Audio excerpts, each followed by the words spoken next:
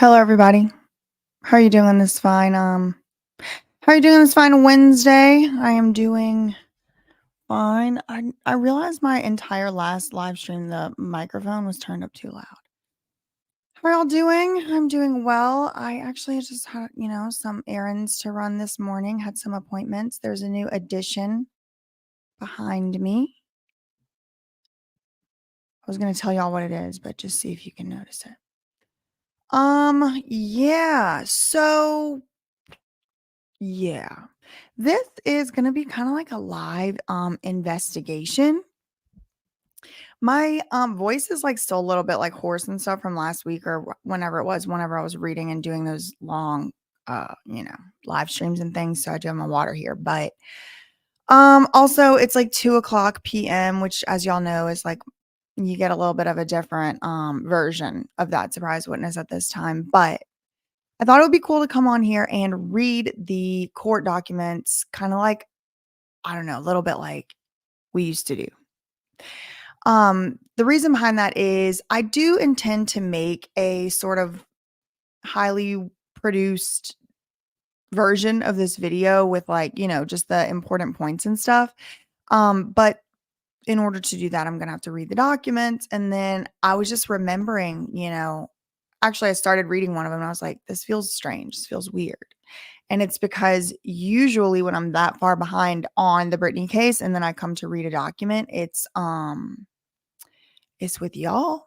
So a lot of people have definitely since the book came out, a lot of y'all have been asking, of course, the nose is going to start itching, have been asking me to look through these court documents and what's going on with Britney's case. And really, the truth is, I have no idea really what's going on with the case. I mean, that's not fully true. I do have some idea, but pretty much what's going on with the case is the same exact 4 or 7 questions that we've been wondering since like 2020, like November 2020. Same stuff over and over again. Sam Ingham's fees, Loeb and Loeb's fees, Geraldine and them's fees, Kroll and Associates, which is like a new entity that came in after the conservatorship kind of was winding down, fees, bunch of fees, then a couple different things with Jamie Spears. But beyond like just knowing kind of like the issues on the table, I really have no idea what's like actually going on in the case on like a day by day basis because it's really the same 4 questions over and over. It's never, ever, ever, ever going to get decided. So there was a court date yesterday. And I think that kind of ignited a lot more people kind of asking me, like, what is going on? I think it has a lot to do with the book and, the timing. Of course, Brittany did just get, I shouldn't even say she did just get, Brittany did, it was publicized recently that Brittany was pulled over for speeding or swerving over lines or something. Let me see what some of y'all are saying here. Hello, Rhiannon. Hello, Nicole. So I just want to let y'all know, I don't know what's going on in this case. This is going to be kind of like a live investigation. I'm getting started like at least 2 hours later than I wanted to. I wanted to get started at noon. It's 2:19 actually. But hello, Nicole. Hey, Bo. Hey, Nola. Hey, Jess. I've got words, Meg. How are you? Make sure I give my members y'all's shout outs because that's like the only perk you get other than those cute aliens. Actually, I almost made this a members only live stream, but then I was like, I don't know. I guess if like not members want to see this, they can. But I say all that to say, like, this isn't very well thought out. This is kind of more just like reading and reacting, sort of like we did with the book situation. Is going to be a little bit kind of sort of more like that. I don't really know beyond what I just told y'all what's going on. Probably a lot of y'all, probably a lot of y'all know what's going on a little bit more than me, actually. And I have read a couple of tweets here and there from Brittany the Stan and Melanie Veronica. That's another thing. I wanted to shout Melanie out real quick before I get too late in this video.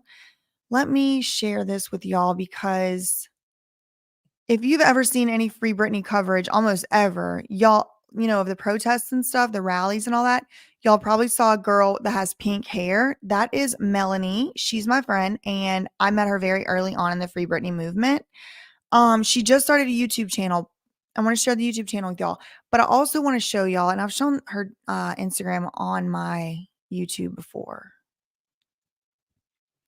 This is her Instagram account, and you should follow it. Melanie Veronica, and the O has a, I think it's the letter Z, number 0. But see, that's her right there. She is super, super cool. Love her. So sweet, so smart, so great. And one of the biggest proponents all the way through for Britney, all the way through. But primarily importantly here for y'all to know, she goes to almost every single Britney Spears court hearing. So yesterday, for example, when Britney had court, Melanie was out there outside of the Stanley Moss courthouse giving updates. Now, I feel so stupid. Is it still up? Okay, yes. Okay, so they're still up. Okay, see what I mean? Wait, is the volume not working? There's Jake. Also, y'all know Jake. Okay, so there's Melanie. She has her stories up. Okay, so if you were following Melanie on Instagram, you would know what happened at court yesterday because you would have seen it on the stories. Okay. Also, Melanie did just start, let me show y'all this, a new YouTube channel. I'm not signed into my YouTube, so it looks like I'm not subscribed, but I am subscribed. So she made her first video yesterday and she covered a lot about Britney's case. Actually, I mean, who knows? Maybe we'll even end up watching some of this and reacting to it. We'll see how this stream goes and what ends up transpiring here. Okay. So yes, again, and if y'all see it in the chat, people being like, get to the point, what's the point, what's going on and stuff like that. I really don't know. This is like a live investigation. If you want to like hang out for that, cool. That's what we're doing here. It's just kind of like a hangout. It's kind of like a get ready with me, except investigate and read court documents with me kind of thing. You know what I mean?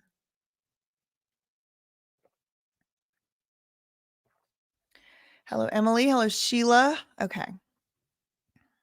Hey, Spirit Queen, Silly Pony, Monica, Leora, how are you doing? Emily said, don't get to the point because I'm doing dishes and other emotionally painful things. Yeah, so that's what it is. It's just a hangout. So if people are like in the chat, I mean, I'll probably see it, but once I get into reading some of this stuff, y'all know. Y'all know. Yeah, I know. So apparently in my court hearing the other day, I could not see this, but some of y'all could see the cameras of like everybody else who was waiting and stuff. And some of y'all were like running errands, picking y'all's kids up from school. I loved it. I thought it was funny. I didn't see it while it was happening. People were like, yeah, no, because I was scared that people were gonna leave the court hearing because it was all we were running late or whatever. And whoever I was talking to was like, no, girl, they just brought you on their day with them. And I was like, oh, I love that. Hey, Iron Shield Maiden. So I did leave Melanie's YouTube channel link below. So if y'all want to subscribe to Melanie after this video, that will be good. Okay, so it's hard to even know where to even start. I guess let's start on the docket. I guess that's a good place to start as any. Oh, also wanted to give a shout out and a thank you to Robin. You know who you are, Robin. She actually shared with me quite a few of these documents. I did end up going in and purchasing a couple of these that seemed interesting, but I haven't read any of them. Hey, Daniel. Oh, Kelly wins the prize. Kelly Bella is the first one to notice what the new addition in the back is. Okay. The prize was me announcing it just now. All right. Okay, so we had a court date yesterday on the 31st, and there was something filed then. What is it? Objection. Okay, I do have most of these documents, but I'm just kind of like, I'm trying to figure out what's going on here. It looks like we did have some documents filed in the lead up. So I guess let's start. Let's start here, October 3rd. Start down here and then work our way up. It's freezing in New Jersey. I know. I have some hot chocolate like shavings from. Oh, thank you. Who gave me this? Super chat. Thank you, Ilsa Zaza. I don't know if I'm saying that right. For the super chat. Thank you very much. Okay. Oh, I have these, hot chocolate, like, shavings, like, traditional, like, drinking chocolate from, I think, Dominican Republic. Yeah, and I've been thinking about making it. But then I bought some. Do y'all know that milk that comes in the glass bottle? I bought some of that and, went to drink it today, and it was all a solid. It had turned into a solid, and the expiration date isn't for, like, 9 days. So I couldn't make my hot chocolate yet. Anyway, I do have almond milk. I guess I could make with that. Anyway, okay. So I've decided to start here October 3rd, because it looks like, I don't know, that's about as far back as I wanna go. I don't know. I was thinking there was, like, about a month between that one and the most recent one before that, but I guess that's still kinda arbitrary. Notice of discovery. Okay, so in October, there was a okay, so I knew they had a discovery referee. Discovery referee is making a clarification about an August order. Don't know what that is. All right, hearing, allowing. Okay. So October 3rd, we see somebody, I don't know who it was, petitioning for an order allowing payment approval for something. I don't know who this is yet, right? I'm just getting my arms around this. This is going to be a very long live stream. This is like a stream of consciousness. Like if you expect to get to the point anytime soon, I would come back in a few hours. Okay. Like, this is just a work through, a hangout, as it were. Okay. Off the bat, I do see a 130-page document up the hill here, and that's interesting. I do have that document as well. Okay. Same day here. Oh, man. Woo, all right. Okay, so October 3rd also was notice of hearing on the 12th account current, which is the accounting from literally 2019 that they still haven't decided anything about. So still pushing this dang thing down the street. And this was, a month ago. Miscellaneous document. Okay, I do have this one as well. Requested summary of objections to James. Oh man, deposition subpoena. Oh Lord, and I went to law school. All right, let me just get my head back in the game. You know what I mean? Let me just get it back together. All right, requested summary. Okay, summary of objections, all right, to James Spears deposition subpoena, okay, for production of business records to Kroll. Okay, all right. Kroll and Associates is some type of, they're non-party to this case. They're kind of like they're working for Matt Rosengard. He hired them on behalf of Britney, and Kroll and Associates is where that lady that's the former FBI agent, she's running like forensic accounting through Britney's estate, okay? What's her name? Oh man, Shireen Abadi or something like that. So she was deposed, I believe, and or something. We're in the discovery process here. And Kroll, the witnesses basically for Brittany that did the forensic accounting, Jamie Spears basically asked them for some documents and they said no. And they're fighting over whether or not Kroll needs to hand those documents over to Jamie. And this is just a document that is part of that argument. Does that make sense? Um, is Rabbit here? Hello, Rabbit. Rabbit, I need to put her channel down in the description box too, because I don't even know. A lot of times y'all ask me where I get the time in the day. Baby, I'm not doing half the work that Rabbit is doing over there and got a baby bunny to take care of. I am continuously, perpetually impressed by Rabbit. And she will go live on some. It will be like, boom, live right now. Breaking news. Like, y'all need to be following what Rabbit is covering. And not just the stuff I'm talking about either. She's got true crime. She's got current updates. It's breaking news. I mean, and she is on top of it. She is on top of things. Okay, let's see. Where are we here in this case? Does that make sense what I was saying to y'all about the this is what they fighting over on this part right here? Guess I can get off of these two. I already showed y'all those. Okay, now a few days later, we have a notice of discovery referee's order permitting a responsive summary. This is just some procedural stuff. Response James Spears' brief in response to Kroll's summary objection. So this appears to also relate to whether or not that witness for Britney Spears that did the forensic accounting on the estate is going to have to turn over certain documents. This is Kroll and Jamie and Kroll and Jamie, and they're fighting over it. Okay, then we're getting closer to the right now time. Status report of personal representative. This is the 130-page thing. Status report of personal representative of Britney Spears. Status report. Supplemental objections and further opposition to Jamie's petition for order confirming. Okay, all right. Woo, all right. So let's start at the end here to understand what's going on. The first thing we're talking about is Jamie Spears, and I do believe we would have read this one together, right? Back in the day. These are all issues that have been being fought about for now, I mean, going on 3 years pretty much. I mean, pretty much. Some of them are a little bit newer than that, but it's all stemming from the same stuff. Does Britney have to pay Jamie? Does Britney have to pay Jamie's lawyers? Does Britney have to pay Geraldine and all of them who are Jamie's lawyers? And, there's some side action now going on over whether or not to seal certain things and keep certain things open and all of that stuff. Does that make sense? That was me. I think. It may be somebody else you're thinking of, but I think you may be thinking of the BJ Investigates, 600 million and the Kardashians and all that. Yes, girl, real recognized real, ma'am.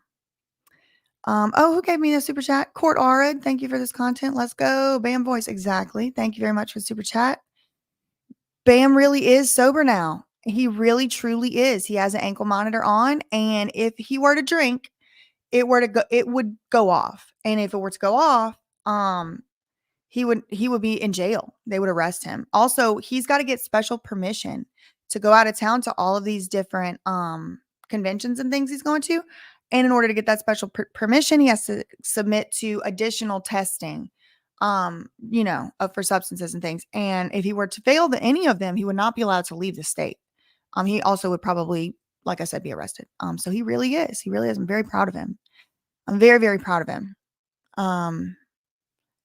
It's off now. Okay. All right. So thank you very much, Veritas, for clarifying. It is off now. But to my knowledge, he really is, truly is sober. And now even more impressive because the thing is off his ankle. Okay. So what is going on over here? Right. So yeah, does this make sense what I'm trying to say here? Jamie basically way back in the day asked for his fees to be paid. Petition for an order for payment on his attorney's fees, right? So that's part of this thing here. But Britney has now objected, opposed.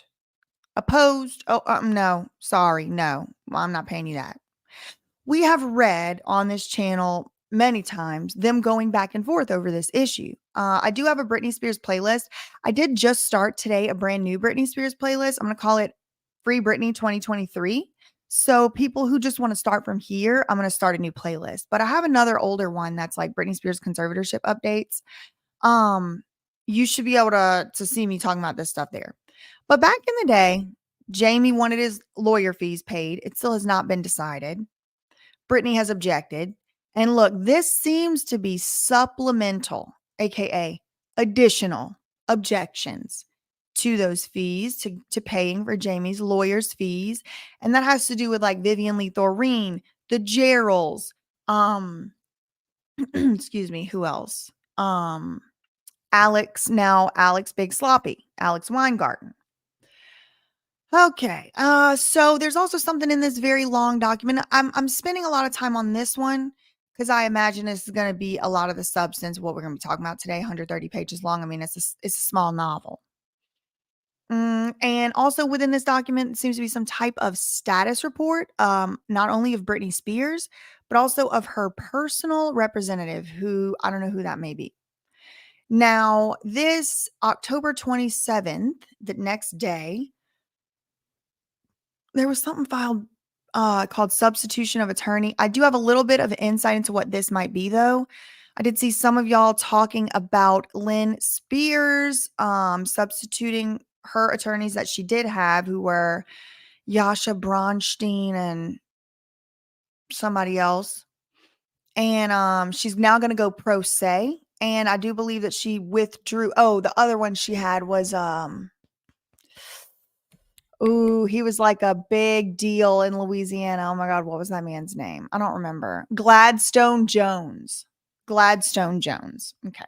So I guess Lynn has dropped Yasha and Gladstone. That's what this is. We will take a look at the document, 3 pages long. This one I haven't seen, but I did download it. This one came out 2 days ago, October 30th. And it says objection. And it seems like it may be an objection to a consolidated preliminary objection to fee petitions of Sam Ingham and Loeb and Loeb. It's hard to know what's going on here.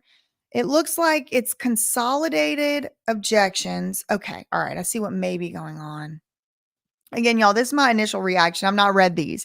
This is just a hangout session. We're just hanging out. We're just getting caught up together. I don't really know what's going on. So I feel a little bit pressured and rushed. I don't want to feel rushed.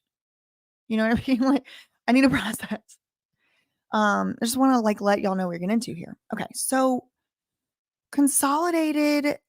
All right. So I think what's going on here is you have 2 separate situations, 2 separate fee petitions being asked for.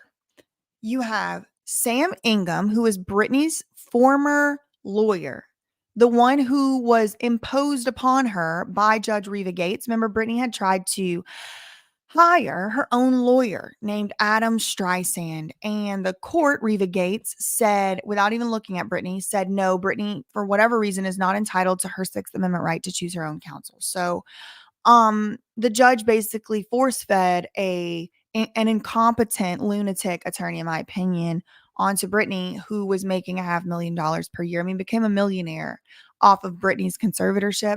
That man. So he hasn't sucked enough of Britney's money out of her estate. He would like more money. That's Sam Ingham. You see what I mean? This guy. Then, in addition to Sam Ingham, there were these other lawyers. Those other lawyers were called Loeb and Loeb. Now, let me see if I can remember who Loeb and Loeb is. I believe Loeb and Loeb came in to help, as I mentioned previously, incompetent Sam Ingham. And from what I remember, this is all based on my recollection, but from what I remember, Sam Ingham said the argument something along the lines of like, I need the assistance of a big law firm, because I don't have the resources to fight Jamie's lawyers. He ended up, I don't know, resigning or being removed or something like that. I don't remember. Maybe, I don't exactly remember, but he's not Britney's lawyer anymore.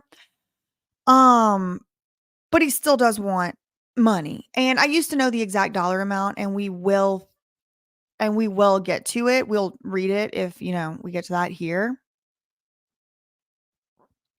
Yeah, the audacity is real. Exactly. Yep. No, no, no, no. You're funny, Leah. No. So, it's called Loeb and Loeb. It's spelled Loeb. It's a last name. So I'm assuming it was like, a father and a son, or a brother and a brother, or something like that. Or a sister and a mom, or whatever. It's like Loeb and Loeb is the last name. So it's Loeb and Loeb.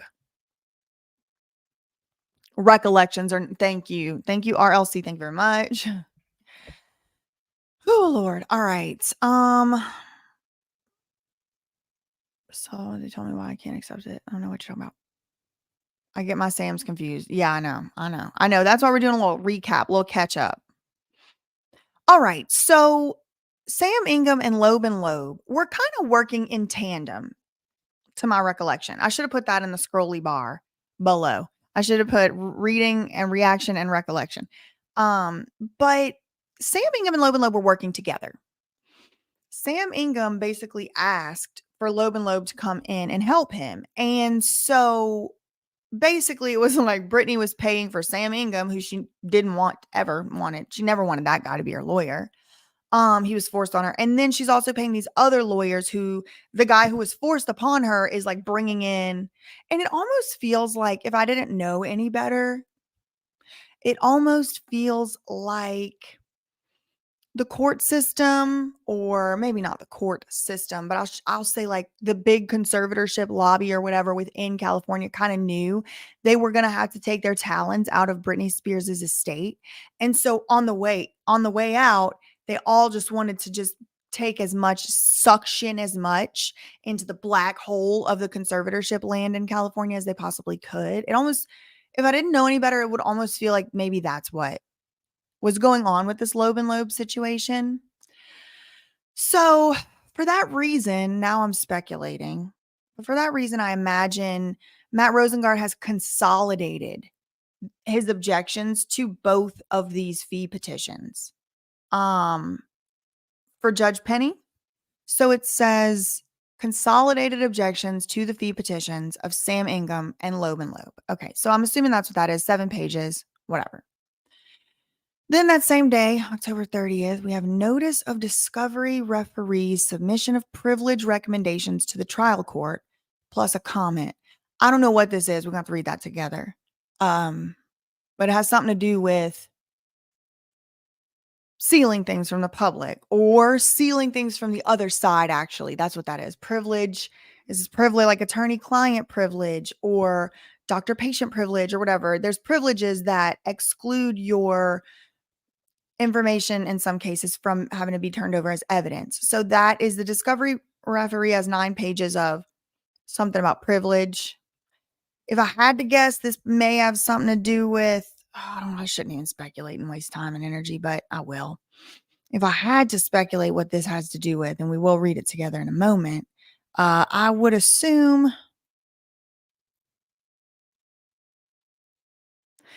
this may have something to do with the dispute between Kroll and Jamie, having to do with if they have to turn documents over, because I know that Kroll had already argued previously, or maybe it was Matt Rosengart, one of them had argued, this is all privileged anyway, because it wasn't prepared in preparation for litigation.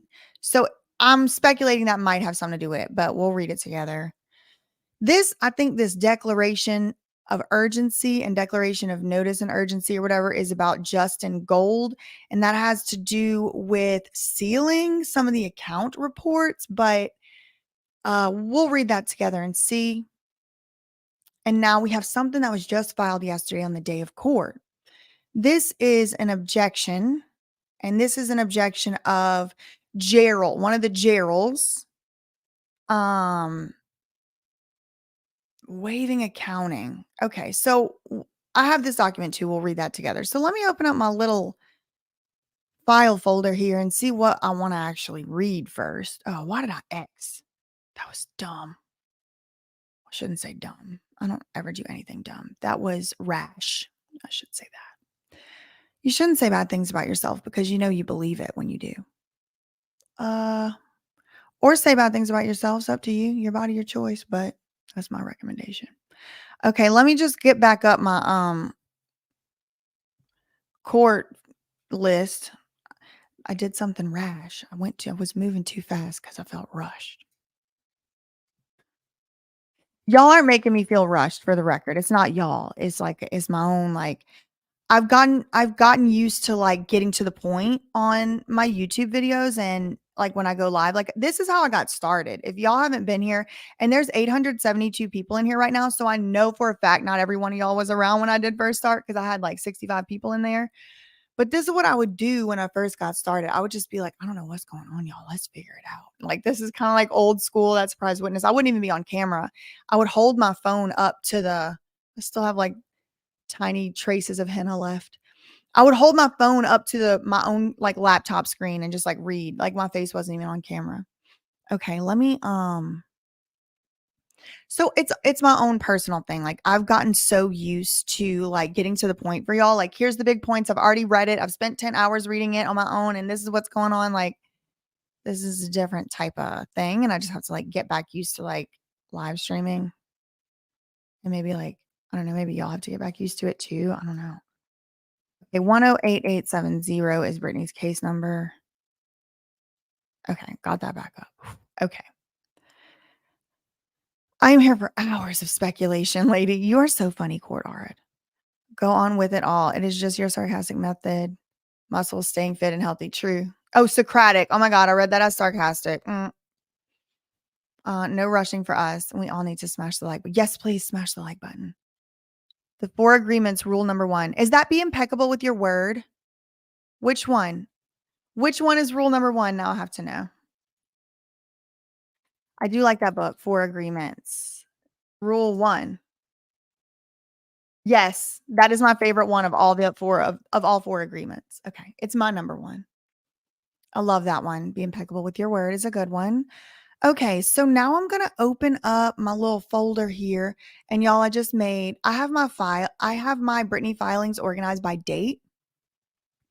And y'all know I have been off the case because each year I have a file folder for, like, I have a 2008, 2009, 2010, like a whole file folder. And then all the filings for that year will be in there.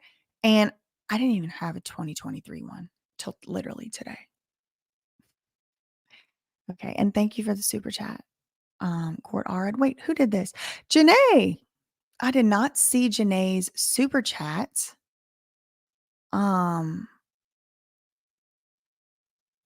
Before. Thanks so much for the super chat. And we're here for the long haul. Y'all really are here for the long haul because some of y'all really have been here since, like, I had like 15 people in them chats. I think it started off around like 35 or 40, maybe 25 or 35. I think I always would be able to get like 25, 35 because there was like at least always that amount of people that were like, what is going on with these court filings? Okay. So which one should we read first? I don't really want to get into that 130 page one first because I want to feel like I've made some progress.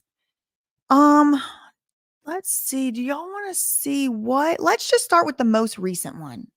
Let me show y'all which one that is on the thing. Just closed for no reason. Okay. I'm gonna start with this one right here. I'm not gonna go in order down. This is where I'm just gonna start. And this one has to do, because I don't know what this is with order waiving accounting and stuff. I'm trying to get my hands around what's all really going on here. Like, what do we really need to care about? How many did I have when I first met Sloan? I don't remember. It was very early on. Sloan himself had just hit 60,000. Had just hit 60,000 subscribers on YouTube, and he had put up a celebration post. Yes, I've Got Words has been here for a very long time. I do remember seeing you around since then.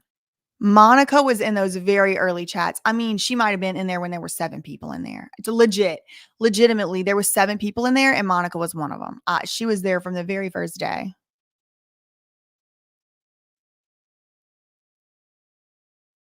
Yeah, y'all. I had to let them know. I had to tell them. I had to let them know. Okay, so we're gonna start with this one right here. I'm just trying to get my arms around what's going on in this case. Okay, so let me pull it up. It's the most recent filing.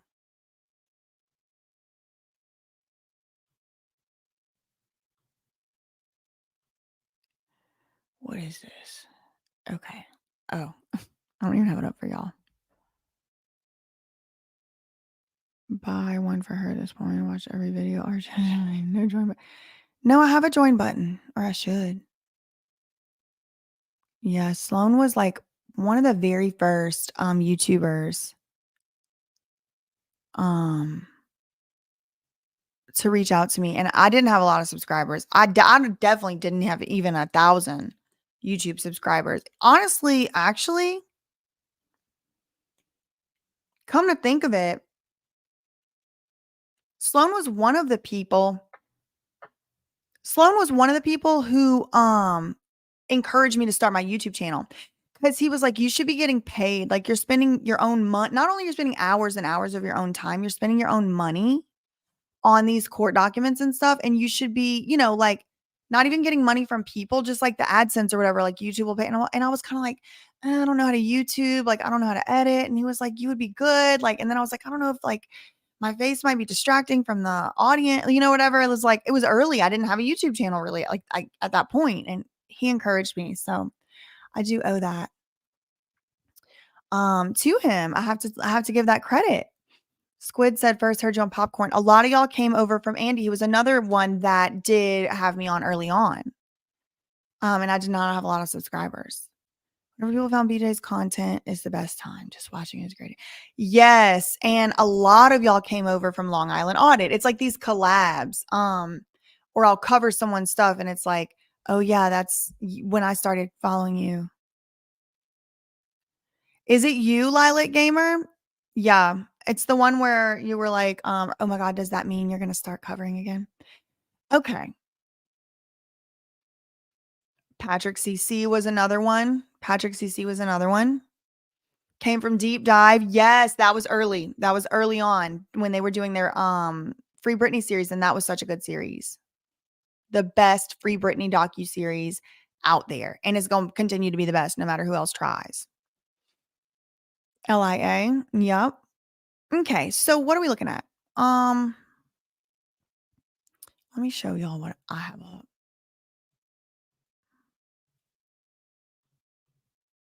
Okay. So like I just showed y'all, this is the most recent filing was filed yesterday. Preliminary objections of Saul Ewing. Okay.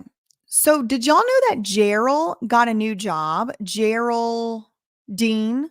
Y'all knew Geraldine got a new job. She went to a new firm. Let me show y'all. Geraldine Weil. Remember, she used to work at Freeman and Smiley, and then before that, she had worked at somewhere else. And I think this might be her fourth firm or something. But here she is.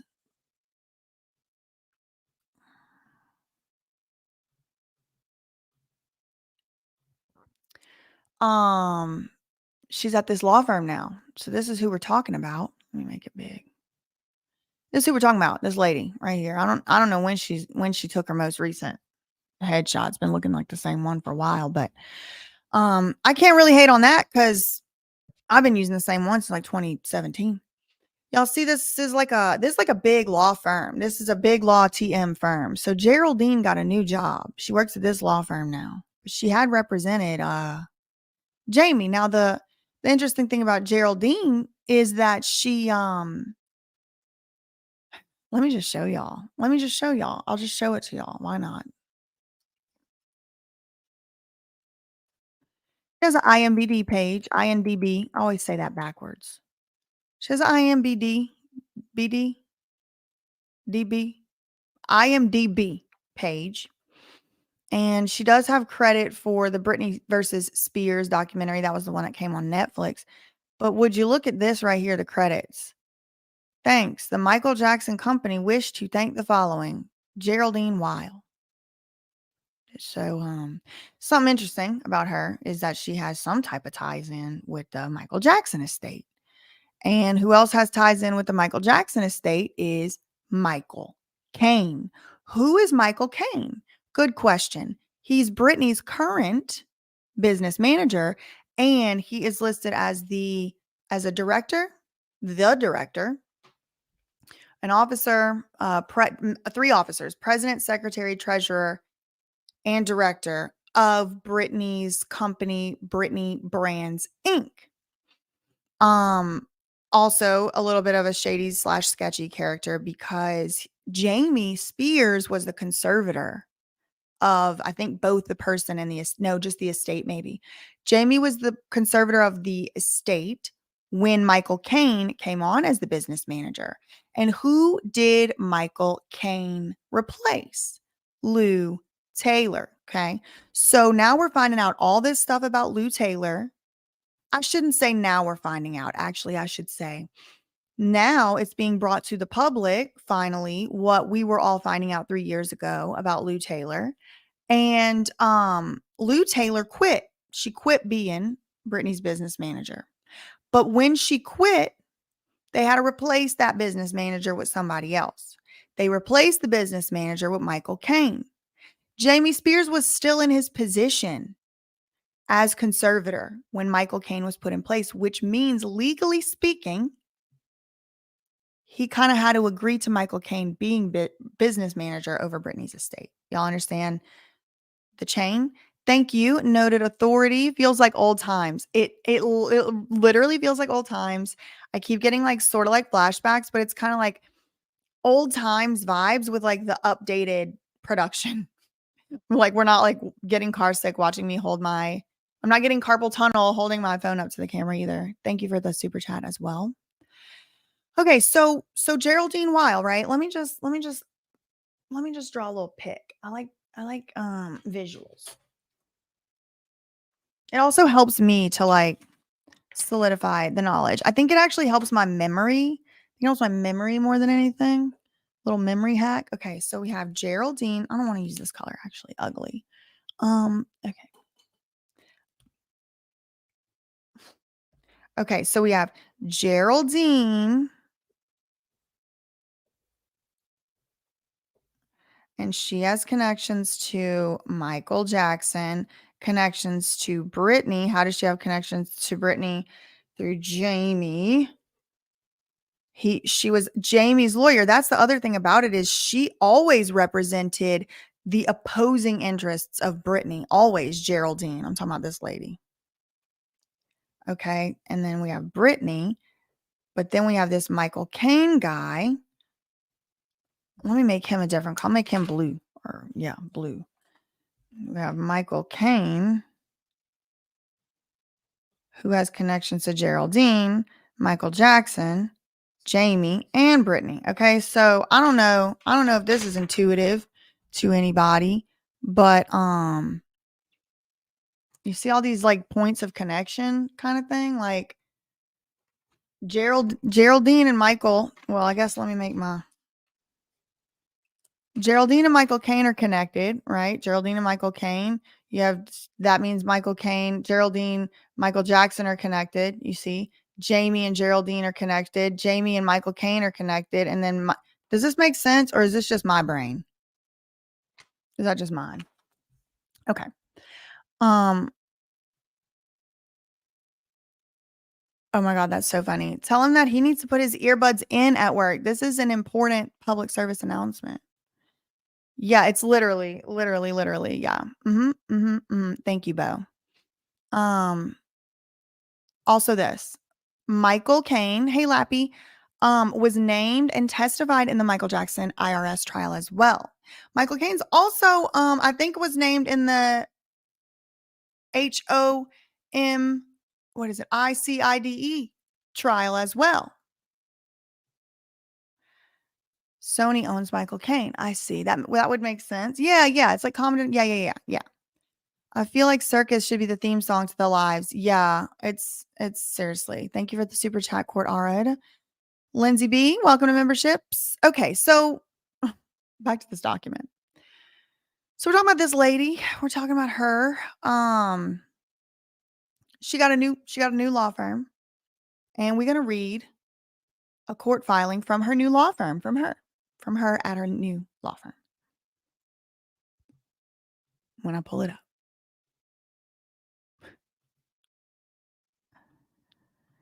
Okay. Yes. So her new law firm is called Saul Ewing, as you just saw. And what is it called? Okay. The title of this document, like I said, already it was filed yesterday, Halloween day, October 31st. Also happened to be the same day that Britney did have a court date, a court hearing. And we may end up actually talking about the court hearing as well. Excuse me. So what is it? Preliminary objections of Saul Ewing. See how it says successor firm to Freeman, and Smiley. Okay. To petition for order waiving accounting, exonerating bond, and fixing compensation of John Zabel and Oldman Salas Gold LLP. Okay. So what this is saying, is John Zabel. Who is he? Who is John Zabel? Was he the new proposed conservator of the estate? If Jamie wasn't going to be anymore and Britney was still going to need a conservator, was John Zabel We can read it and see. I do wanna address this. Thank you, Anita, for the super chat. Been here a while. Appreciate everything you do. Miss you, and I know we need to go on another shopping trip soon. Um, Sounds to me. Oh, Britney's childhood home just hit the market again? I thought they had sold that years ago for some reason. We actually have an unreleased, never before released Vlogmas from literally 2 Christmases ago, where we went shopping in the, King of Prussia Mall with my mom, and it's edited and everything, we just never put it out yet. Okay, so who was John Zabel? Do y'all remember? Where's Noted Authority? Who's John Zabel? Somebody remind me. Is he the guy that was gonna be the replacement conservator of the estate? Oh, hello, Archangel. I hope you're staying safe out there. Hope everything's going okay for you and everyone over there. All right, I'm gonna just look it up. Conservator of the estate? Yes. Susu? Oh, this is interesting to know. Got another little nugget here to look into, thread to follow. The finances guy. Was he also gonna do forensics? It is a nice mall. It's got like all the like luxury stores in it, which I don't buy anything from, but like it's kind of cool to walk around in there and they have everything like all cased up and stuff. Um CPA. Okay. Okay. Okay. Thank you, Heather. All right. Justin Gold. Oh, no, no, no, no, no. John Zabel. Okay. Now it's starting. I'm remembering. John Zabel and Justin Gold. John Zabel. Let me pull up the document we're looking at. This one. John Zabel was a CPA that was appointed by Judge Brenda Penny to do some accounting work on the conservatorship estate. His lawyer's name is Justin Gold. They both have a J name. John Zabel, Justin Gold. Okay. So I'm assuming, I think it's this mic cover. Girl, I am assuming Oldman, Salas, and Gold is Justin Gold's law firm. So let's read what this is. All right. Without further ado. Saul Ewing, that is Gerald's law firm, successor in interest to this other law firm she used to work at. So basically, Geraldine, sorry, I keep saying Gerald. Geraldine's new law firm provides objections to the petition for order waiving accounting, exonerating bond, and fixing compensation of John Zabel. All right. So what has happened here, from what I can tell,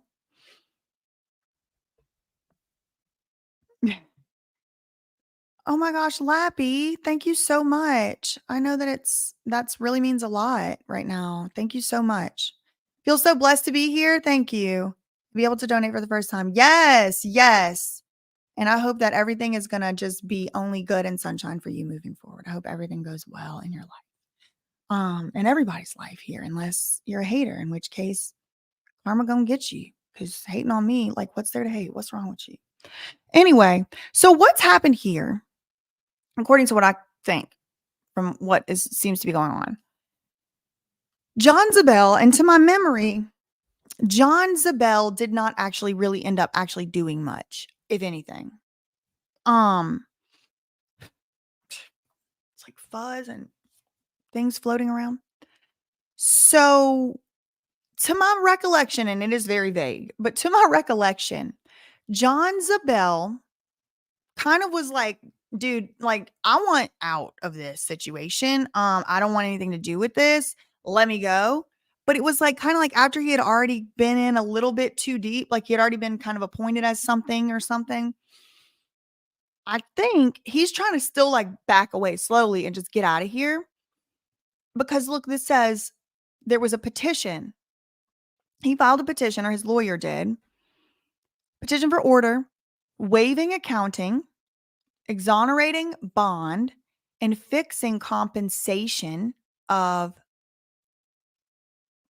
John Zabel and also of this law firm that represents him. I may be mistaken also on my recollection of what John Zabel's role was. He may have done substantial work in this case. We're going to find out together. But John and his lawyers are saying they don't actually want to provide an accounting.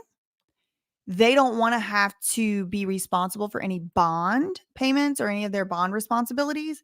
And they want their compensation from Britney's estate to be fixed, meaning they want like a agreed upon rate that they're definitely going to get from Britney's money. So again, more people trying to argue over Britney's money. That's the whole court case everywhere you look at this point. And so John and his law firm, or his lawyers in the law firm that his lawyer works at, they have filed a petition asking the court to basically like let them not have to do the things they're supposed to do, which is file an accounting and some stuff with bond responsibilities and I don't know, prove that they're worth the amount of money they're worth or something. Well, Jamie Spears's law firm, I don't know actually. I don't know if Gerald is back representing Jamie. I don't know why Gerald is still in this case because last I heard she wasn't on this case anymore and it was Alex Weingarten. But here we are. Saul Ewing provided objections to John and Justin's request for all those orders. And what were those orders for? Again, they were basically so that the CPA could get out of doing what he was supposed to be required to do, which had to do with accounting, filings, and a bond and things like that. And then Geraldine, for some reason, is coming in and saying, no, I object. So let's see if we can get some insight into why that might be going on. So objector with the capital O is Saul Ewing, and that is the law firm for which Geraldine Weil is currently working at. But it's basically Geraldine is filing this. So we see objector, think Geraldine. Geraldine has no objection to a settlement reached between Britney and John Zabel and his lawyer regarding the temporary conservator's fees. Geraldine is objecting to the outright misrepresentations set forth in the petition regarding Geraldine's transfer in 2021 of 14 years of voluminous files and information of the conservatorship. Okay. So what this paragraph is saying is actually, I'm not even about to sit here and argue with you. Okay, this is Geraldine. I wish I had a little picture of her up. Should get a picture of Geraldine up. Geraldine is basically saying, look, I don't really give a crap if Britney and John Zabel, who apparently was her former temporary conservator, I don't care if they want to settle about their fees and stuff. I'm not even concerned about that. What I'm concerned about is when John and his little lawyer friend filed for whatever that settlement, accounting, temporary fees and all that, they lied about me and they lied on my name, Geraldine says. So, let's see what Geraldine is going to say that they lied about. She said that had to do with these voluminous files and information of the conservatorship that had spanned over 14 years. The law firm's transfer of these files, consisting of many hundreds of thousands of pages and spanning 14 years and multiple significant litigation on several fronts, was orderly and methodical. The entire electronic file was searchable, and we even provided an index. Geraldine wrote a letter in October to Justin, the former temporary conservator, at the same time that all the records were being transferred.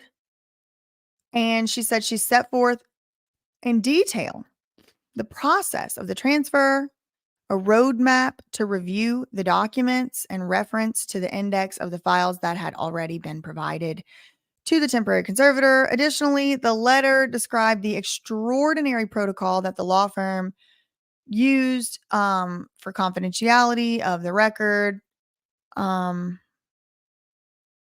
It had extremely sensitive information in it about the conservatorship. And it says a true copy of that letter from 2021 from Geraldine to the conservator or to the lawyer for the temporary conservator is attached as Exhibit A. So we'll get to that. Finally, Justin Gold, the lawyer, personally informed Geraldine during one of the times he retrieved the many dozens of banker's boxes of documents that he was immediately proceeding to deliver all of the records, including hard copies and flash drives, to Greenberg Traurig, the attorney for the former conservatee. Okay, so this paragraph says, actually, Your Honor, paraphrasing, this is Geraldine writing this. Actually, Your Honor, what had happened was one of the very many times that this lawyer, Justin Gold, came and picked up one of the many dozens of banker's boxes of documents of Britney's that were relating to the conservatorship. Whenever that lawyer came to pick those documents up, he said he was going straight to Matt Rosengard's office. That's Britney's lawyer. So he told me he was going to bring those documents to Matt Rosengard. So Geraldine's saying, so take it up with him. Geraldine says, or the law firm, that Geraldine works at, says reserve the right to file further objections. Further request that no findings be made concerning the transfer of files without an evidentiary hearing, with objector, the law firm, being provided statutory notice and an opportunity to be heard in accordance with the estate of Bennett precedent. Okay, so that was the end of the filing. And let's see the exhibit. Okay, here's that letter. Exhibit A. This is from Geraldine, but it was her old law firm. And it was being sent to Justin Gold, who's the temporary conservator guy. It's his lawyer. I'm responding, this Geraldine writing to him, Justin, to the lawyer. I'm responding to your letter from earlier this month. We categorically deny the allegations of wrongdoing by our firm or Jamie contained in your letter. We've diligently done our stuff. Now that Big Sloppy is representing Jamie, he can address your letter. With respect to the allegations you made against our firm, here's our response. Within 1 week after letters were issued to your client, we had ready for your retrieval more than 100,000 pages of documents, including 19 boxes containing hard copies of all of the pleadings filed prior to our joining the Freeman and Freeman firm, and investment statements that have been maintained in hard copy form and 2 flash drives. The hard copy files were provided and are being provided in the form in which they were maintained. There was no deconstruction of any part of the file that was produced to date. Okay. So this is Geraldine basically clapping back at Justin Gold, the lawyer for the temporary conservator, saying, you're lying. We gave you all this info.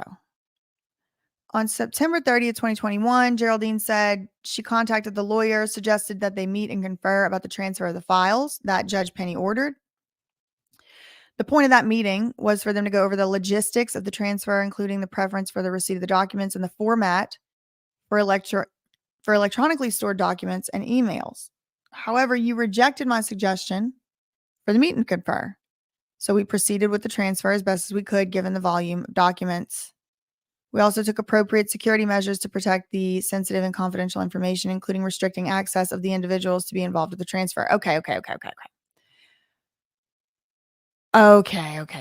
So this gives me a little bit of hint. So in this paragraph so far, until literally the very last sentence, I was kind of like a little bit siding with Geraldine, because I'm like, wow, if she really said all this in that letter back then it kind of looks like maybe Justin Gold is just being dramatic. But it's kind of an admission here that Geraldine did restrict access, at least to some people. Oh my God, my nose is so itchy. So look, it says, we took appropriate security measures to protect sensitive and confidential information. So maybe they just like restricted everybody's access, that made it like impossible for like a paralegal or somebody to like go through it or something. Additionally, in order to maintain a record of what we're transferring, we're bait stamping all of the documents. We do not believe we're required to do so. We will give you an index. So she shows the index.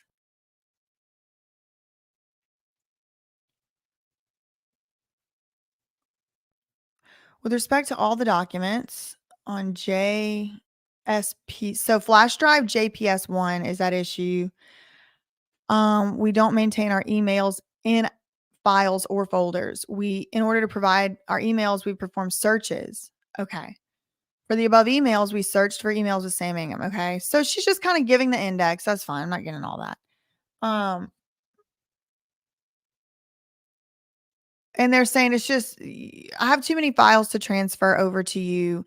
Okay. So basically, this is all right. So what's the gist? What's the TLDR of this whole thing?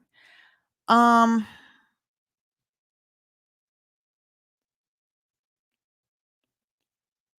I think I would, in order to get the full picture, I do think I would need to see what this was filed in objection to. But it does just seem like kind of like an argument over whether or not um John Zabel is going to be let off the hook as former conservator. I think that would be the TLDR. So that's the end of that document. I guess let me see what other things I have in this folder, but I'm kind of getting an itch, pun intended, to open that 130 page one. Yeah, that's what we're going to do next.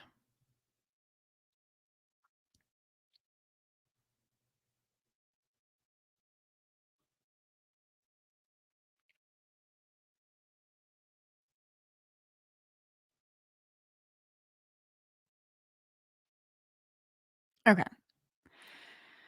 This is 130 pages long, so who knows? Maybe it's just exhibits that are making it that long.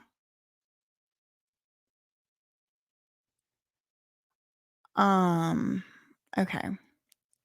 Just checking a text message. This was filed like last week. Britney Spears status report. Okay. Well, that's interesting. I don't know what that even is. I don't even know what the context for that is. Like, what is a status report?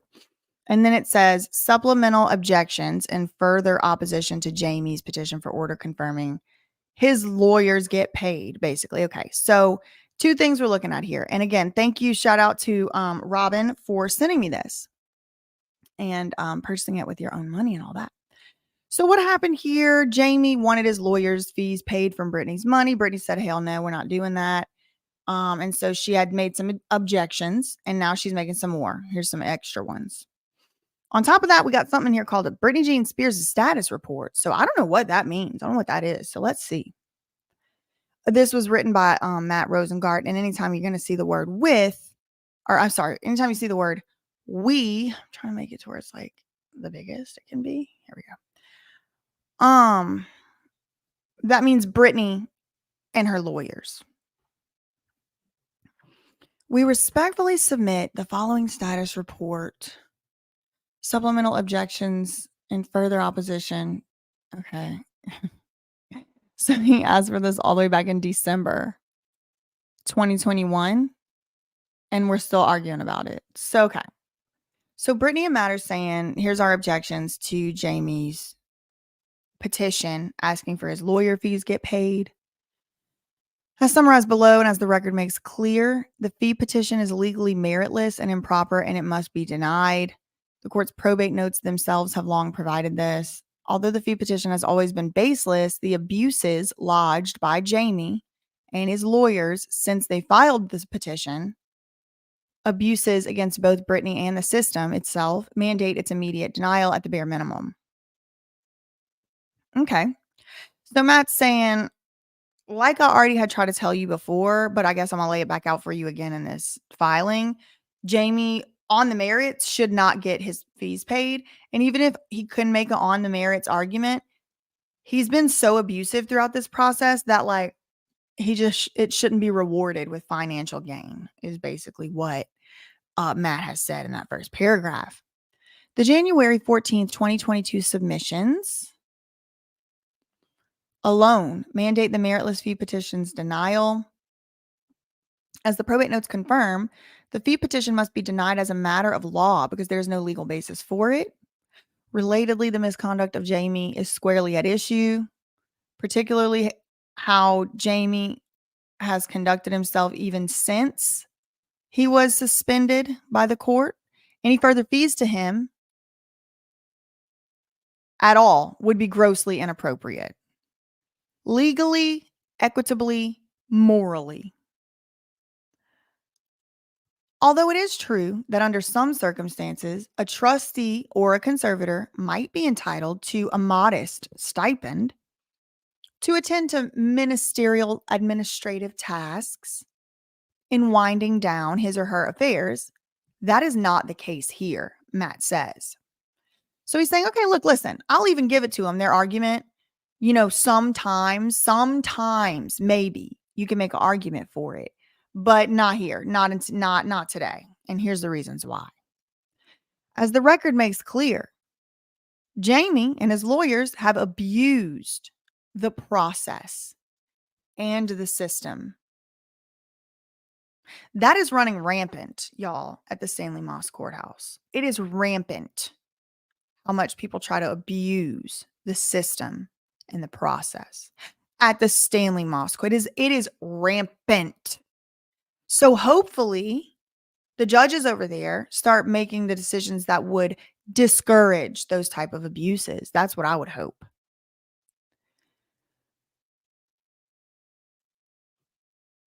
Jamie and his lawyer, Big Sloppy, has abused the process and the system in a cynical and disgraceful effort to prolong this matter, drive up their legal fees for which they perversely seek payment from Miss Spears.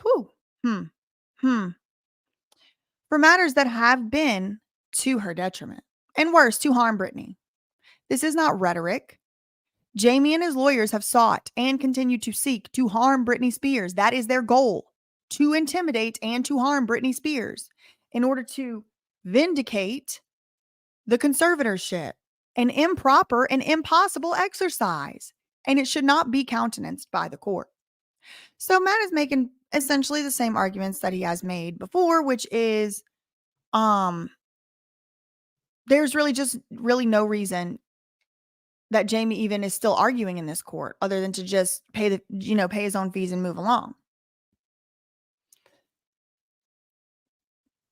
Their goal is to intimidate and harm Britney, to quote, vindicate the conservatorship. And Alex did say that before in court, that his client will be vindicated when all the truth comes out about Britney. And that is not a proper or permissible exercise. After Jamie was suspended by the court in September 2021 for administering a toxic conservatorship, the court's term, he and his prior counsel, Vivian Lee Thoreen, parted ways. His new and current lawyer filed a November 1st status report. That's Big Sloppy. Literally exactly 1 year ago today, filed a status report representing that Jamie would unconditionally cooperate and act with complete transparency to fulfill his final administrative acts as former conservator. He also purported to recognize the fiduciary obligations that he still owes to Britney and pledged to finalize an ultimate accounting while professing his purported love and desire to protect his daughter. Love for and desire to protect his daughter. This was the first in a series of big sloppy lies. Oh, sorry, it just says big lies. Asserted by Jamie since his suspension, as he immediately proceeded to do exactly the opposite of what he had promised. First, without any legal basis, his lawyer, Big Sloppy, filed the pending fee petition seeking more money. Next, even as he failed to produce documents and appear for his deposition twice, forcing a successful motion to compel against him, he proceeded to file 9 failed motions against his daughter, including a failed motion to compel her deposition, a revenge deposition that would have served no purpose. He sought to unseal his daughter's private medical records and other information, for which Judge Penny rebuked him, saying it was highly inappropriate and contrary to court orders. What else did Jamie do, Matt? I guess apparently he sought to harass and intimidate Britney through various tactics beyond the scope of this pleading. Jamie and his lawyers have also tried to obtain the fruits of the conservatorship's illicit surveillance operation in flagrant violation of Britney's constitutional and common law privacy rights, even though the facts and evidence are already obviously known to Jamie. Okay. So this may come in to tie into what we were talking about with the dispute between Kroll and Jamie. So that the people that Matt hired to help Britney out and all of that and do those forensic accounting reports and all that, they have this surveillance video and Jamie's trying to get it from him. And Matt's saying, first of all, that's literally against the law. Like the judge can't order that. Second of all, you're the one who took the video recording, so you already have copies. So what would the point be of even like getting it from us? It is unquestionable that contrary to his fiduciary duties, none of Jamie's filings or conduct has been to serve the interest of his daughter or to benefit the estate as required by law. None. Rather, they were all to the detriment of Britney and her estate, designed to benefit the reputation of Jamie Spears, and hence not compensable, nor can they ever be compensable. So Matt is saying none of this since the very beginning. It's not even a question. None of Jamie's filings or his actions have been to Britney or the estate's best interest. None, not even one. In fact, they actually were all to just benefit him, which means he's not owed money for it. He should have to pay for that himself because he's just trying to benefit his own reputation. The fee petition must be denied. Oh, he's funny. For these reasons, and for those in the record, the fee petition must be denied. But there is more. Okay. So now there is more is what I believe to be the supplemental objections. These are the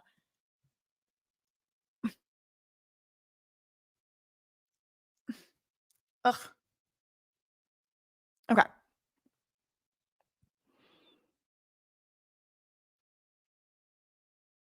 Remember the title of this was supplemental reports or whatever? These are the supplemental. These are the extras. In addition to lacking any legal basis whatsoever, so he already told us that reason. The fee petition is both inequitable and morally reprehensible. Jamie is not a lawyer. He is not a business manager. He is not a talent manager. He is not an agent, and he had no skills in any of these areas. Rather, he was a conservator, and as such, he was not supposed to have enriched himself at the expense of the conservatee. The court and the conservatee are trusting you to act in the conservatee's best interest. Jamie indisputably enriched himself as a conservator, however, receiving more than $6 million from Britney's estate while paying others close to him tens of millions more. Further, Jamie is aware of Britney's claims of abuse.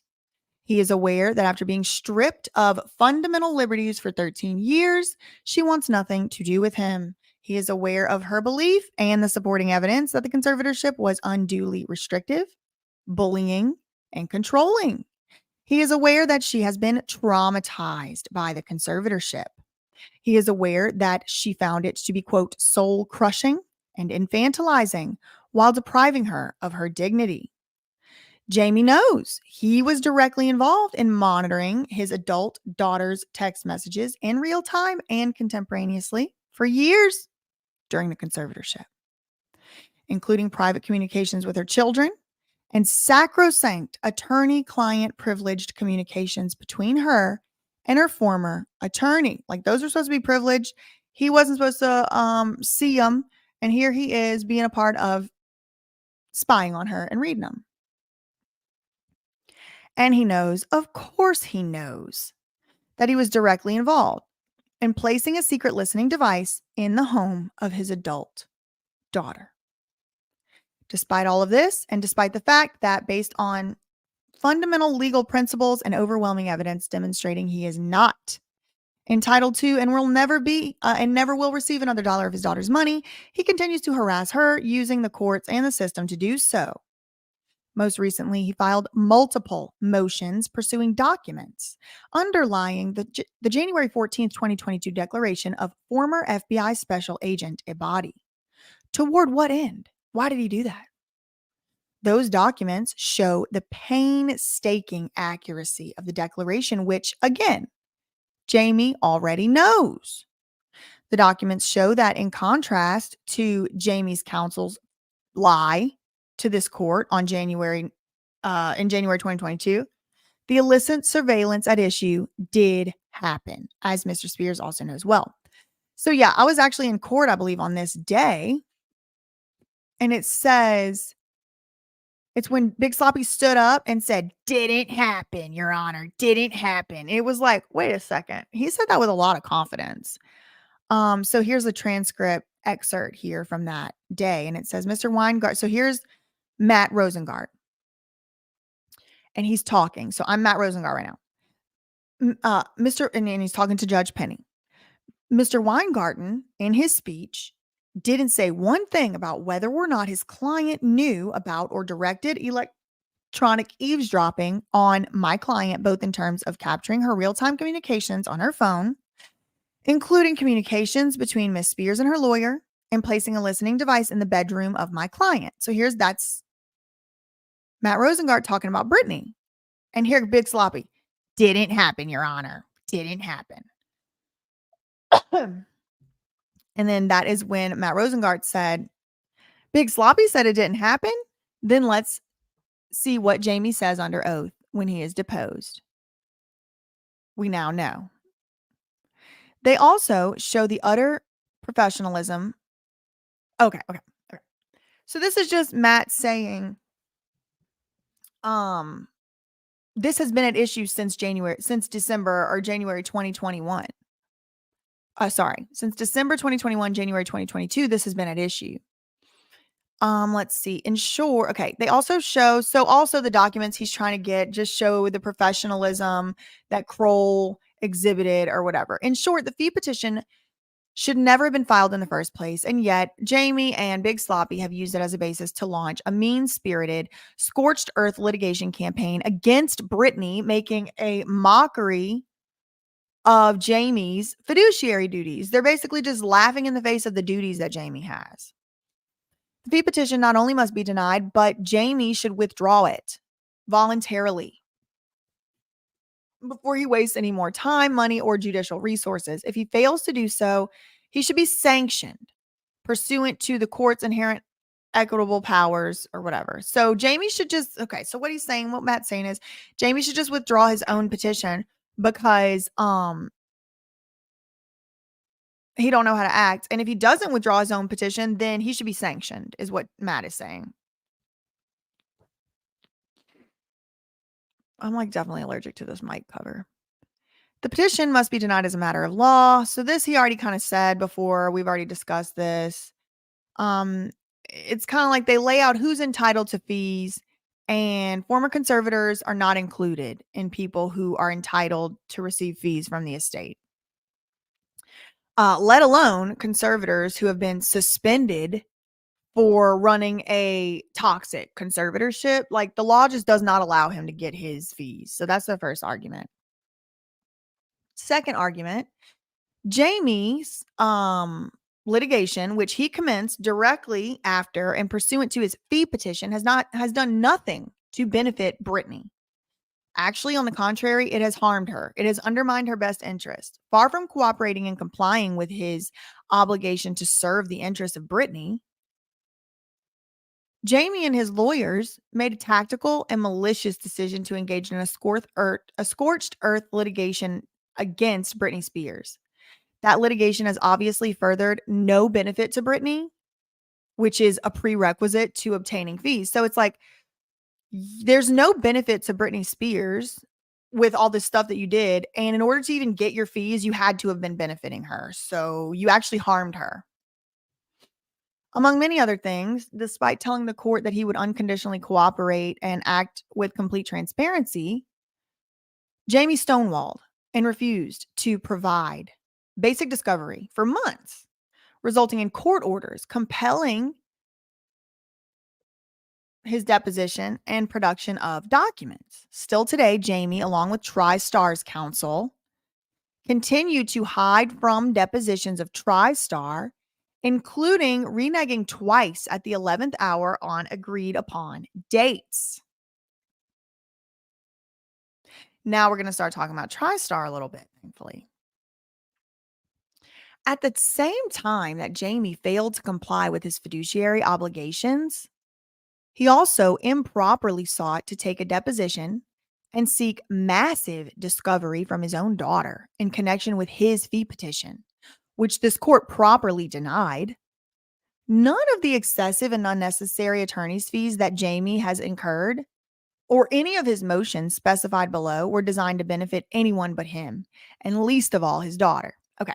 So now we have Matt Rosengard coming through and giving us a long list of documents filed that were only filed to benefit Jamie and would actually hurt Britney. And you can, pause this video and, read through if you want. I'm not going to read all of them. It is, in fact, despicable for Jamie to even try to make his daughter pay for his own discovery misconduct, unfulfilled promises to the court, and failed motions and attempts to harass her, particularly because the guiding principle under California law is that any such request for compensation must be for the advantage and benefit of Britney. So he's saying, look at all this crap, Your Honor. Look at all this. Failed, failed, failed, failed, failed, failed, unsuccessful, failed. And then these two, okay, quashed.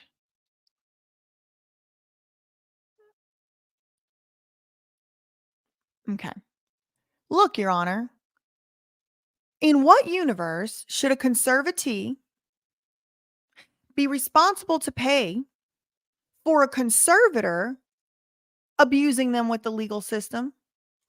And to be honest, it's a stupid question. Because isn't that what all conservatorships are? Or I should say most. All the ones we look at. To me, it appears, my definition, it appears like an abuse of the legal system to control somebody. But I see what Matt's trying to do here, so I guess I'll let it slide. In short, this proceeding was supposed to be about protecting Britney, not litigating against her or harming her, and hoping to cause further harm to her, as Jamie and his lawyer have tried to do. Regrettably, Jamie and his lawyer have in fact tried to turn what should have been a brief and organized proceeding into something farcical, worthy of Alice in Wonderland. With the greatest of respect for the court, we submit respectfully that the court no longer tolerate these actions. Ooh, this is a good one. The system failed Britney once. The conservatorship failed her. Past accountings were approved based on material concealments by those administering the conservatorship, Lou Taylor, including in regard to their illicit surveillance scheme, Robin Greenhill. We implore that the system not fail Britney Spears again. Well, I'll be danged. Next argument. Through the litigation he commenced, Jamie has tried to harm his daughter, further violating his fiduciary duties as conservator, as well as existing orders entered by this court. By way of illustration only, and as alluded to above, when Jamie tried to compel his daughter's deposition, one of many failed frivolous motions with no benefit to her, he submitted in purported support some of his daughter's most private medical records, which had previously been sealed by court order. Okay. So I remember this happening actually. This had to do with Jamie wanted to depose Britney as a punishment to torture her.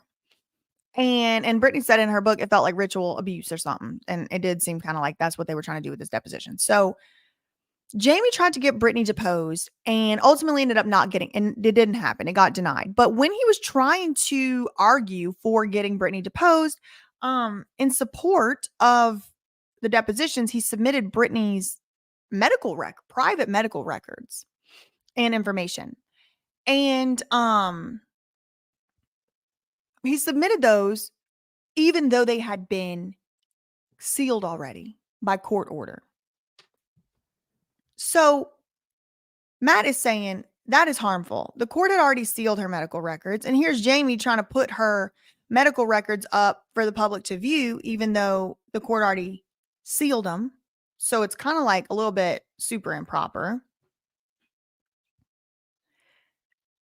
To protect her privacy, we were forced to move on August 1st to reseal those records that this court had already ordered sealed at the request of Jamie's own former lawyers before his new lawyer. Okay.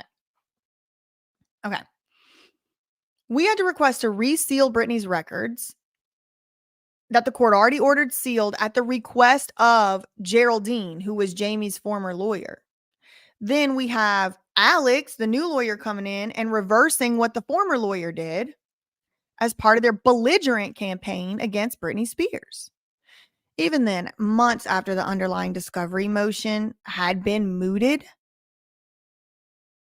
Jamie and his lawyers still opposed Britney's motion to seal, which had been set for hearing in October of last year. In doing so, they continued to ignore the terms of court orders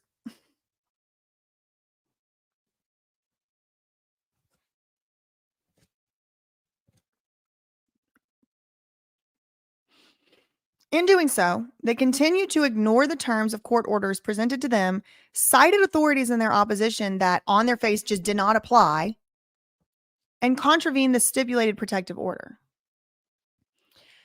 The motivation for Jamie's backdoor effort to unseal Britney's sensitive, confidential information, including medical information, was to embarrass and intimidate her and to generate more needless expense while futilely trying to vindicate himself. So Matt is saying the motivation that Jamie had behind all this was to vindicate himself and embarrass and intimidate Britney. Revenge. There simply is no other explanation, just like there is no other explanation for Jamie's attempt to obtain the fruits of his illicit surveillance that he authorized, which he is currently attempting to do in the proceedings before the referee. Okay. So I was right about that. That is what he is trying to do. He's trying to get the recordings in the referee situation. The court recognized Jamie's improper tactics last year, granting the motion to seal, sealing the records again, and rebuking Jamie and his counsel. Because as Judge Penny aptly stated, it was highly inappropriate and contrary to court orders for them to have offered these and other documents on their failed motion for Britney's deposition. Judge Penny also noted the lack of any legitimate explanation for Jamie's conduct. Okay. So this is a quote from Judge Penny. Mr. Spears and his counsel failed to provide any explanation as to their decision to file previous sealed documents or to oppose the present motion. Okay. So basically, Judge Penny said there's really no logical sense why they would want to unseal something that they argued be sealed, so I can't really do anything for them. For these reasons, too, as the long record shows and as recognized in Vocal, which is a precedential case, it is, quote, shocking for Jamie and his counsel to petition this court to order that Britney pay for Jamie and his lawyer's violation of court orders, Why are you going to make Britney Spears pay? Because Jamie violated a court order is basically this section. The fee petition fails for this reason as well. Here's another argument. Each one of these arguments could stand on its own, but Matt is like really going all the way in. Mr. Spears, Jamie, this is all messed up grammatically here. Jamie cannot be awarded fees at any point in time in view of, among other things, basic legal principles, common sense, the equities, and his well-documented record of misconduct. So now this is a little bit of a catch-all section. Basic legal principles, common sense, the equities, and his record of misconduct are also good reasons not to make Britney pay this abuser for his lawyer fees. The 13-year conservatorship was born in bad faith from the outset in violation of basic principles of California law. Not only that, Matt, say it with your chest, baby, the United States Constitution.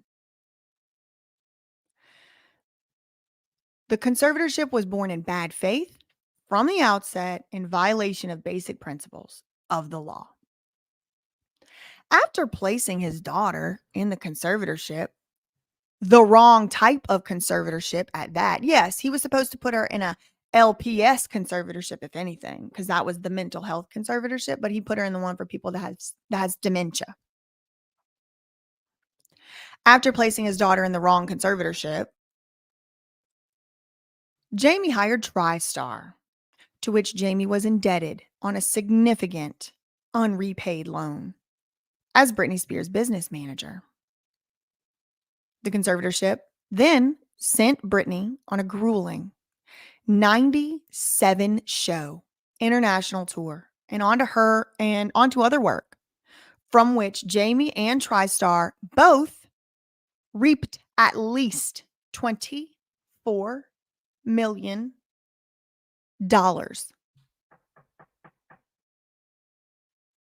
Wow.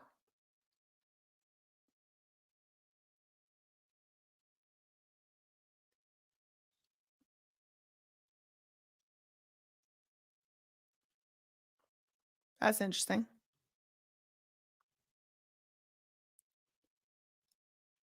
After placing his daughter in the conservatorship, the wrong type of conservatorship, Jamie hired Lou Taylor, to whom he actually owed a lot of money, 40 grand near about is what's the amount that's quoted. Jamie owed Lou Taylor money, $40,000. Then Jamie and Lou Taylor worked together in the conservatorship to send Britney, who was too mentally ill or whatever it was, to even so much as sign her own checkbook, even so much as drive a car, have a baby, whatever they were keeping her from doing. She was too sick to do the most basic of things. But they sent her on a grueling 97-show international tour, from which both Jamie and Lou both made money. And now we're getting the number, at least $24 million. Whew.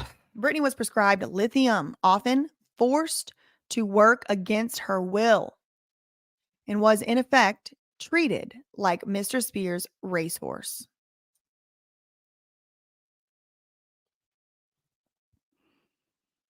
It is no wonder that Anthony Palmieri, the president of the National Guardianship Association, an organization representing guardians, expressed serious concern regarding the arrangement.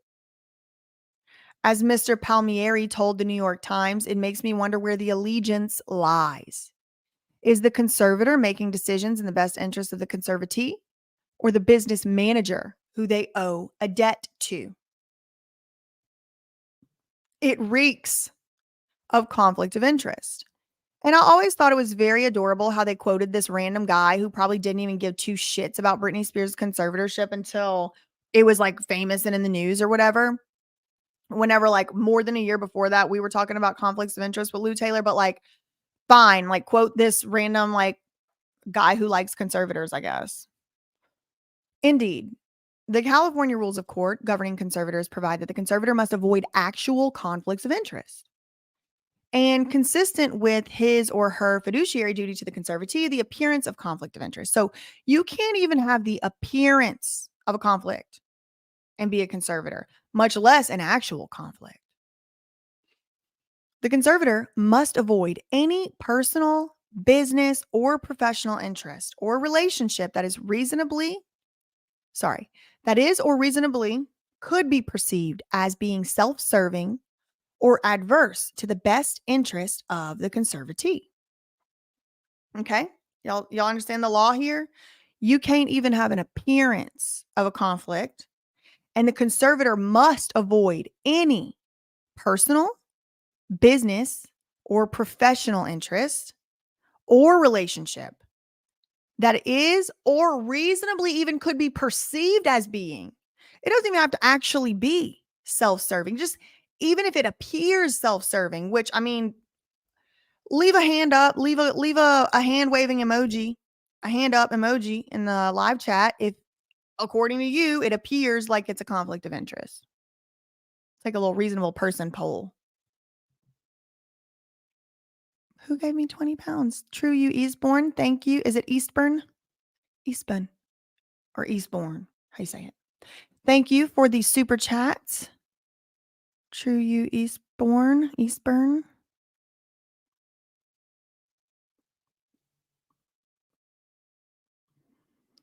It's a conflict of interest when your bestie calls and BJ is live streaming. That is a conflict of interest. Thank you for the super chat.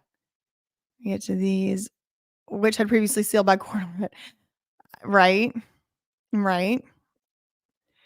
Okay, so back to Lou Taylor. Relatedly, demonstrating, this is good.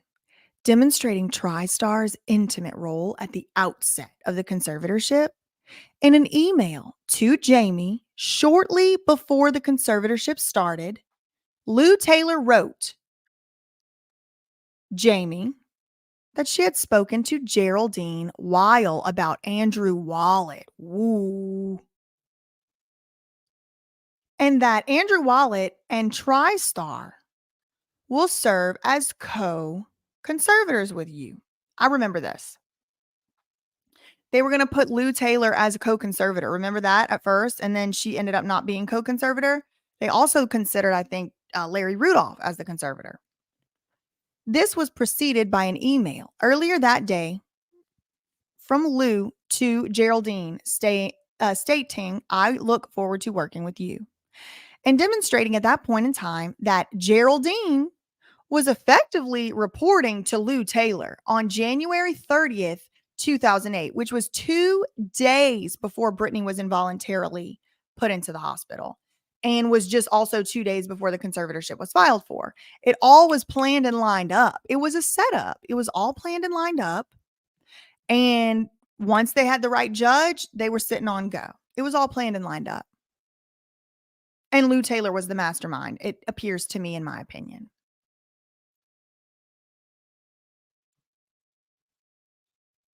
Oh, this is crazy. Okay. Miss Weil, that's Geraldine, emailed Lou Taylor, copying Jamie. So Geraldine wrote an email to Lou and copied Jamie. And this is back in 2008, like 2 days before the conservatorship started. 2 days before the conservatorship started, Lou Taylor was supposed to be Britney's conservator. So it changed right at the last second. Days before the conservatorship started, Geraldine emailed Lou, copying Jamie, to report to Lou Taylor the following. We've run into a problem with the judge selection in the conservatorship petition because the only judge who will be able to hear their case on Friday is the one drug who will not give Jamie the power to administer psychotropic drugs. Okay, so what this is saying is, Geraldine Weil went and did some research in 2008 and was reporting back to Lou Taylor, who was supposed to be the new conservator with Jamie. Geraldine emails Lou and says, the judge that we have lined up in our setup, they won't let us forcibly drug Britney Spears. They will not let us force our drugs of choice into the woman's mouth or our medical treatments of choice, psychotropic, psychologically affecting your cognition, affecting your status and all of that, psych state of psychological whatever. The judge, it's a problem because that judge won't let us forcibly drug Britney, and the other judges will. Geraldine Weil wrote an email to Lou Taylor saying that 2 days before the conservatorship started. Hello? This isn't news to me. We knew this, but I'm just saying.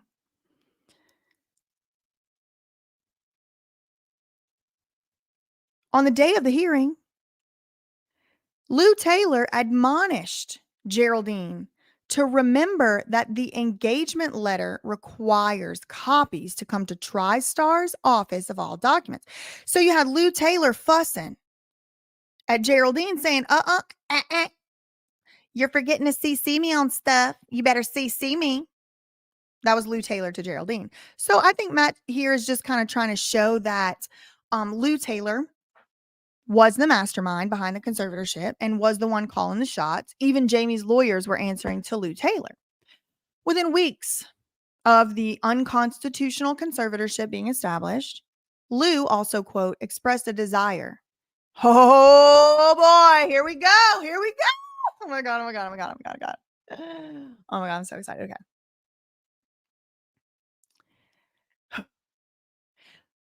Within weeks, oh my God, I have to show y'all this video because I am a psychic. I mean, I don't know if I believe in that. I don't know what that means, but I can predict the future sometimes. It's uncanny. Let me show y'all. Most of y'all probably saw this video already. But if you didn't, I implore you, after this one that we're doing right here, if you still in the mood for some Britney, go and watch these two. Let me show y'all.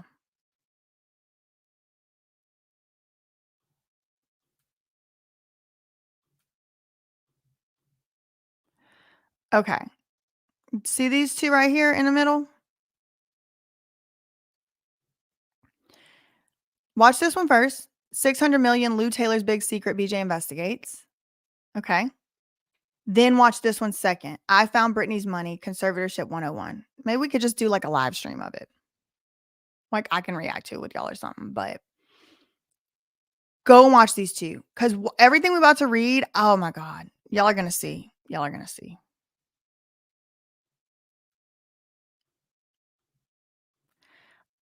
And again, I haven't read this, but there's a couple things I did see tweets about from Britney the Stan and stuff, and I know some of the things that are coming. Within weeks of Britney being put in the conservatorship, Lou Taylor expressed a desire to be installed as trustee of Britney's SJB revocable trust. Oh, no, I don't want it to be green. Which remained outside the control of the conservatorship.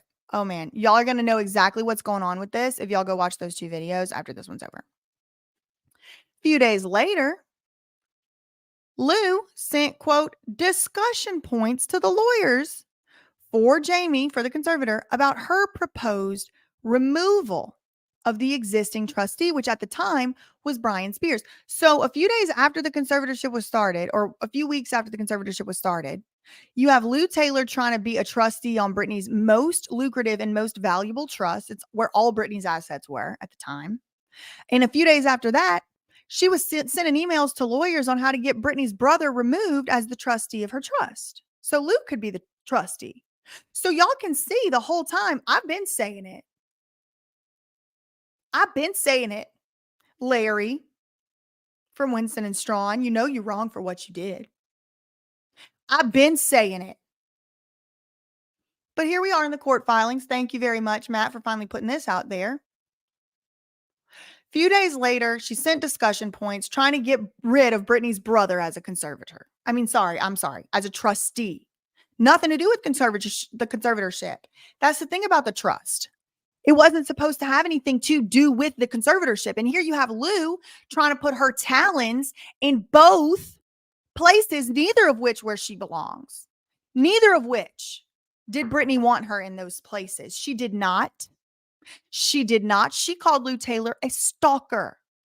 She reported Lou Taylor to her lawyer and said, "What do I do about this crazy lady? She's stalking me." And within weeks of this blind side of a conservatorship, you have Lou Taylor with her talons, not only in the conservatorship funds, trying to be the conservator, but she had her talons also in the trust, which was supposed to be outside of the conservatorship.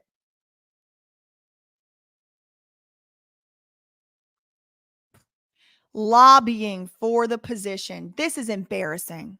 This is embarrassing. What is this all from? This document we got to read. Declaration of Kyle Freeney.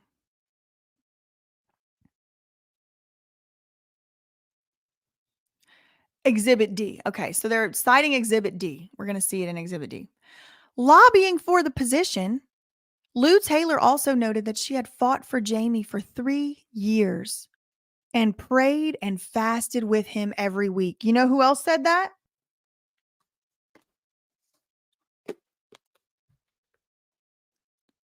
Through the storm.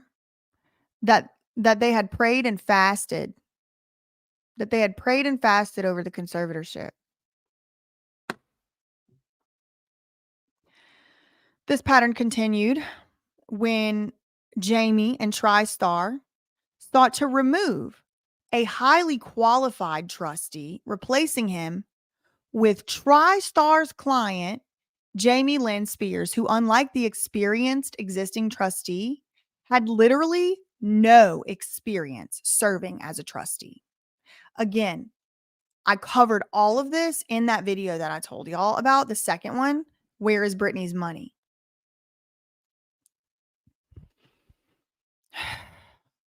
This pattern continued when Jamie and TriStar sought to remove Ivan Tabak, who Britney actually had worked with to create this trust all the way back in 2004. Lou Taylor, we're being told in a court document, Lou Taylor sought to remove Ivan Tabak and replace him with Jamie Lynn Spears, who was Lou's client. Y'all smelling the conflicts yet or no? Unlike Ivan, who's literally works at like arguably the best law firm in the world, definitely one of the top 3. They wanted to take him out of his spot. Been being a lawyer for 30 years. Helped set up this exact trust when Jamie Lynn was like 13 years old. This man was writing trusts for Britney Spears. And Lou Taylor and Jamie wanted to remove this highly qualified individual who actually Britney had in some ways chosen, right? Actually, she did choose him because she had a list of people who were supposed to be the trustee if she couldn't be. First was her brother Brian. Then it was this Ivan Tabak guy. They were supposed to go together. Another lady, but she didn't want to do it. So they get rid of the brother quick. Then they get rid of the other trustee, or they try to, and put in Jamie Lynn Spears, who didn't even attend college, which I don't care if you attended college or not. That's fine. The issue is you need to be very knowledgeable if you're going to be Britney Spears' most valuable trustee. I think we can all agree. Some type of training. Jamie Lynn Spears has none. What was she going to do? Say yes, ma'am, to whatever Lou Taylor wanted. We all know that, in my opinion. In a 2018 filing, Jamie represented to the court that the highly regarded trusts and estates lawyer, that's Ivan Tabak, serving as trustee, had supposedly resigned as trustee of the SJB Revocable Trust to be replaced by TriStar's client, Jamie Lynn Spears. The trustee never resigned, however, and despite multiple requests, Jamie has never produced a shred of evidence to support that claim, just like the dementia claim they made. Confirming again that the purported resignation was an attempt by Jamie and his cohorts, probably including Lou, to reap monetary benefits from the conservatorship with Jamie Lynn in charge as their puppet.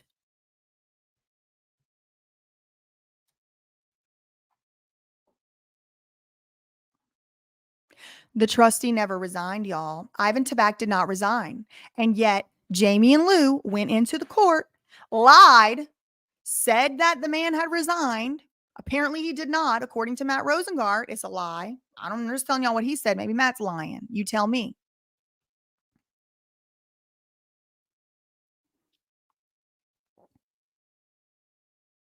Despite multiple requests, Jamie and Lou and them, they haven't produced one shred of evidence to support their claim that anybody resigned. They were just trying to put their puppet, Jamie Lynn Spears, who's also a TriStar client, in charge. By way of one further illustration only. So I'm going to give you one more example, Your Honor, but I could give you a million. On July 1st, I didn't even know this was in here. Okay, good. Good. Let me take a sip of water. Let me read what y'all are saying.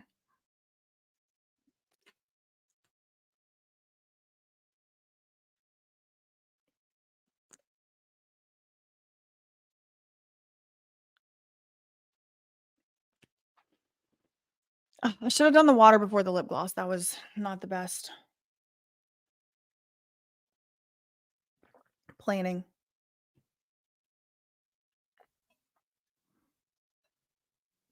Okay. So y'all might know this one right here, Brian S. Kuchar. This is a public court filing I'm reading right here. Y'all might know that recently this Brian S. Kuchar attempted to force me to stop talking about him online or something. I don't know. He filed a restraining order attempt against me in the state of Georgia, where don't think I've ever even been, other than maybe a layover. And I just kept asking myself, like, what's his issue? Like I had said a thing or two about him here and there, but I just kept wondering, like, what is his problem? Like, why is he doing all this? And then, because I've never even been around him, and I've told y'all this before, the only time I was around him, I was so scared of him that I stayed in my own hotel room. Well, I'm just kind of trying to figure out, like, why does he give a you know what I mean? Like, if I say something about him or whatever, like, he's kind of like a famous Free Britney person or whatever. Well, come to find out, just a couple days before we were supposed to go to our hearing on this restraining order that I won, he wanted to settle. And one of his proposed terms of the settlement would be that he would give me back the business that he opened under my trade name that he already misappropriated, He would unmisappropriate my trade name. That was one of them. So he would, because he registered a business called That Surprise Witness LLC in Georgia. Like, where do y'all think he got that name from? And then he tried to get a restraining order against me. And then when he tried to settle with me, he's like, oh, well, I'll give you that business back or whatever. Well, maybe you have to give it to me anyway. You're not allowed to own that, but whatever. Then the other terms he wanted was, neither one of us will talk about each other online. Well, first of all, baby, I know you got 15 fake accounts, and I know you tweeting from all of them. So that don't help me not one bit. And second of all, he wanted me to stop talking about him. And it's like, why would I? Hell no. Hell no. What kind of precedent would that set? All you have to do to get that surprise witness to shut up about you and never talk about you is to lie about her in court documents, abuse her and harass her with the legal process, and then abuse her and harass her more during a hearing. This is all you have to do to shut that surprise witness up. And then at the 11th hour, offer to settle.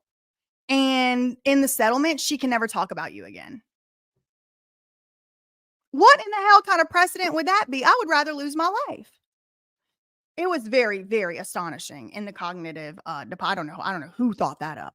But now I'm thinking, was he trying to get me to not be able to talk about him? Like, maybe he would have thought this restraining order could have maybe somehow worked and gone through, and I wouldn't have been able to talk about him. Did he have some idea that we were just only about to get cranked up on this right here?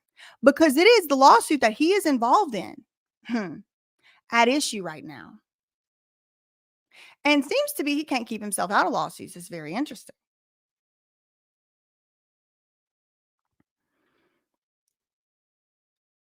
So now we're about to talk about him. And this is because it's in a public filing. I didn't even know this was in here. I didn't even know this was in here. Ain't God good, as they might say? By way of one further illustration only. On July 1st, 2019, Lou Taylor filed a lawsuit in the United States District Court for the Northern District of Georgia against Brian S. Kuchar. The case name is Lou M. Taylor versus Brian S. Kuchar, number 119CV03028 ND, Northern District of Georgia, for utilizing two domain names. Okay, so Lou Taylor sued Brian Kuchar in Georgia. Why? Because apparently he had utilized two domain names. The two domain names at issue were louimtaylor.com, louimtaylor.net, allegedly to tarnish Miss Taylor. As the complaint itself shows, and as Mr. Spears' own lawyer, Vivian Lee Thoreen, acknowledged, this lawsuit was a personal matter concerning Lou individually, who as a business manager handling Britney's bills, investments, money, and taxes, also owed fiduciary duties to Britney and her estate. Okay. So this is saying, as the complaint itself shows, and as Vivian Lee Thoreen, Jamie's lawyer, acknowledged, Lou Taylor's lawsuit against Brian was a personal matter concerning Lou Taylor individually, her louimtaylor.net, louimtaylor.com. As a business manager, she was handling Britney's bills, but she did owe fiduciary duties to Britney and her estate.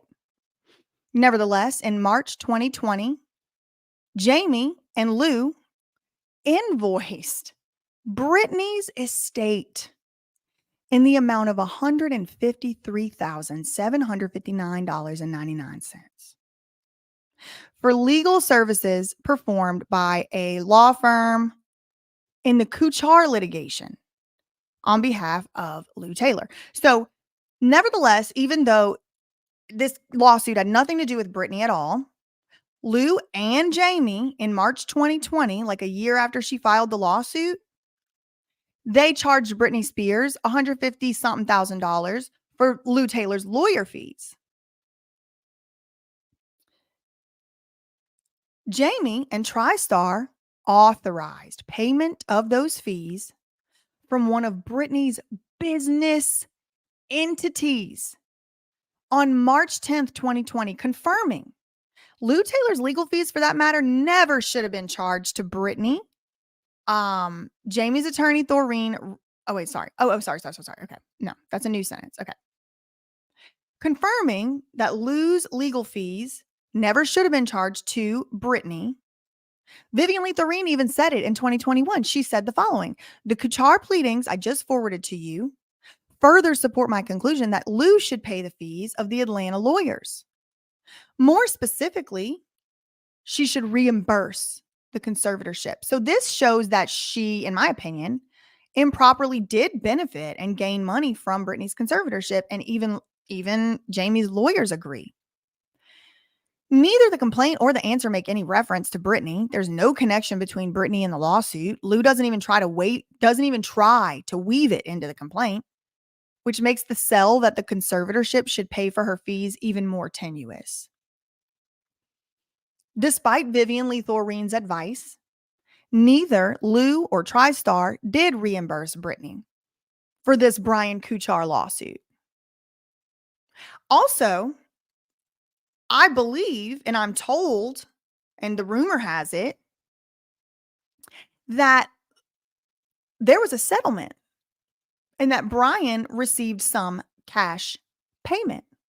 So if the lawyer fees came from Britney's estate, I'm wondering, was there a settlement? And if there was, did that come from Britney's money? Did Britney Spears? I would like to know. Matt, if you're watching this, I would like to know.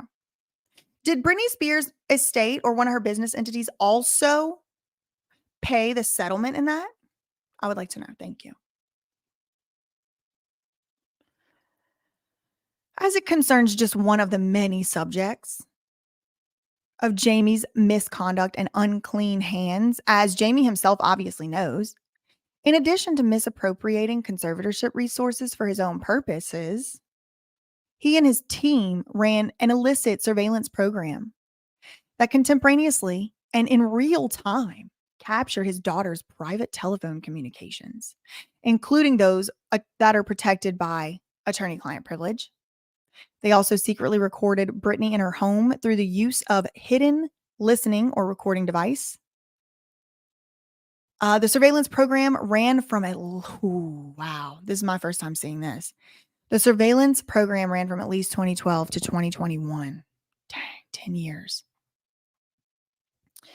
Yet, at the January 19th, 2022 hearing, Jamie and his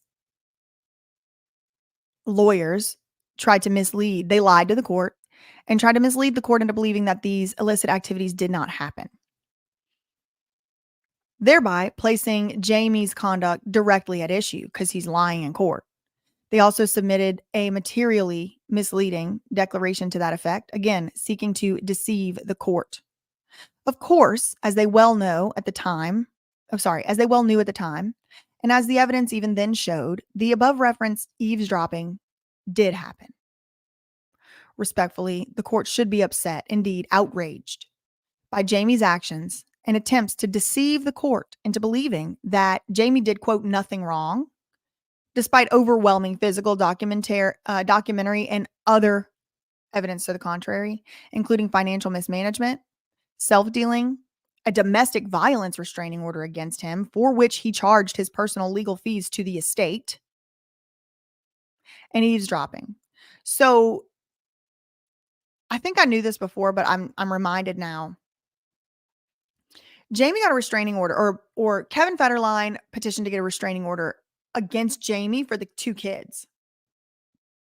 I think this was in 2019. The two kids had a restraining order against Jamie because it was a domestic violence restraining order. Apparently, and I didn't know this till right now, or I did know this, but I didn't remember this till right now. Jamie charged Britney's estate to defend him in the domestic violence restraining order case that Britney's kids brought against him.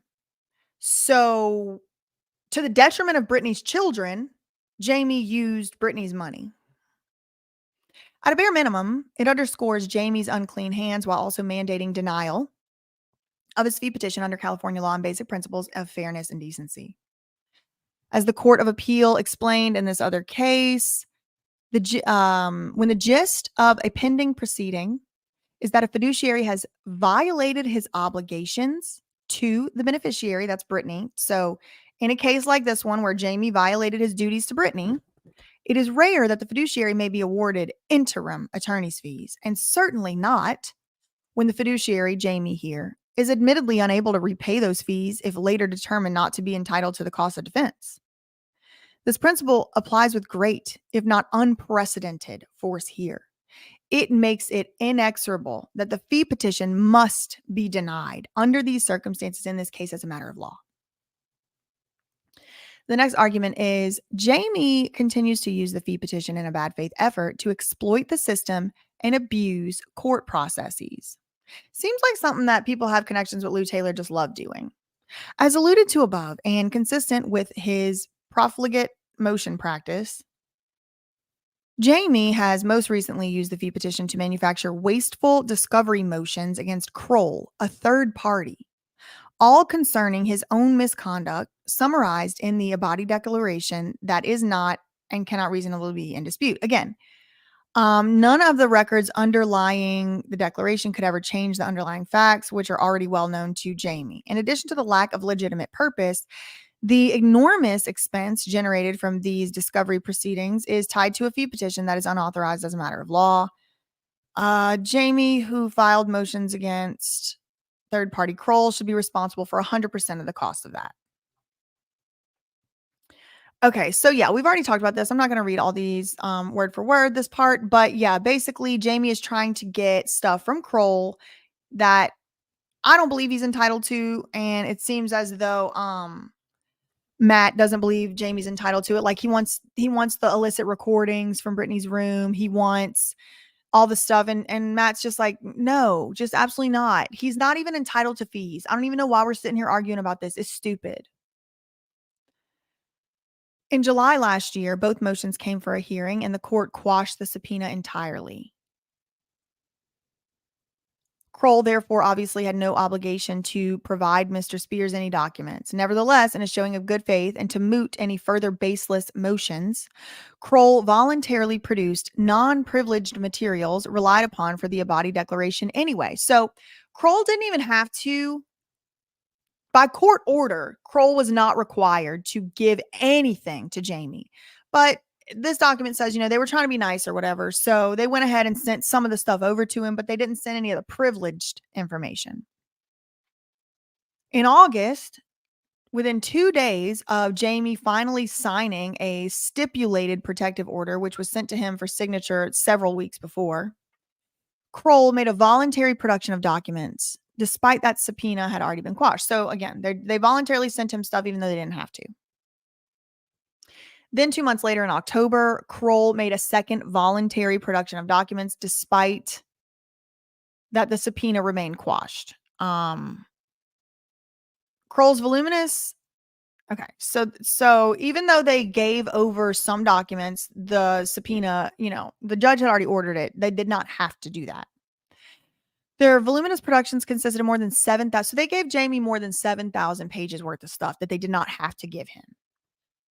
In October, a lawyer at Matt's firm, Matt Rosengard's firm representing Britney, one of Britney's lawyers, and Matt sent 2 letters to Alex Weingarten confirming the following points regarding Kroll's productions. Okay, so they sent 2 letters. So Matt and another attorney sent 2 letters to Big Sloppy, to Jamie's lawyer, and said, despite the subpoena was null and void, they made a meaningful and significant production of records in good faith. The sole reason it wasn't sooner was that Jamie had refused to sign the standard stipulated protective order. Another letter they wrote, in addition to production of documents, was made by Kroll, another one on October 7th, containing further materials. Again, even though we didn't have to give that to you. And as to any claim deficiencies with Kroll's voluntary productions, the lawyer made it clear she was available to meet and confer on all items. Jamie's lawyer completely ignored those letters, and instead of responding and completely ignoring the voluntary nature of the productions, on October 11th, Jamie filed a second motion to compel on a subpoena that had already been quashed. So Jamie's bringing it back up again before the court on something the court already just now decided on. Does Kroll have to turn stuff over to Jamie? No. So here's Jamie motioning the court to compel they turn stuff over to him. Like the court already decided on that even. It's like they can't even get to the next thing because Jamie wants to go back and get the court to decide on something it already decided on already. It was another ridiculous, pointless motion of no benefit to Britney, and which could not have possibly benefited her as required by law. In addition to his second motion, which had already been quashed the first time, Jamie also filed a petition for a writ of mandate in September. And what he was seeking to do was overturn 3 previous rulings by the court. What 3 rulings was Jamie trying to overturn? The one denying that Britney has to be deposed. So he was trying again to get Britney deposed. The one where the order that was denied already, denying Jamie's motion to force Britney to give him documents. Remember, we were talking about that for a while. Does Britney have to be deposed and does Britney have to turn over documents? The court said no. But even though the court said no, here's Jamie trying to get the court to overrule its own self.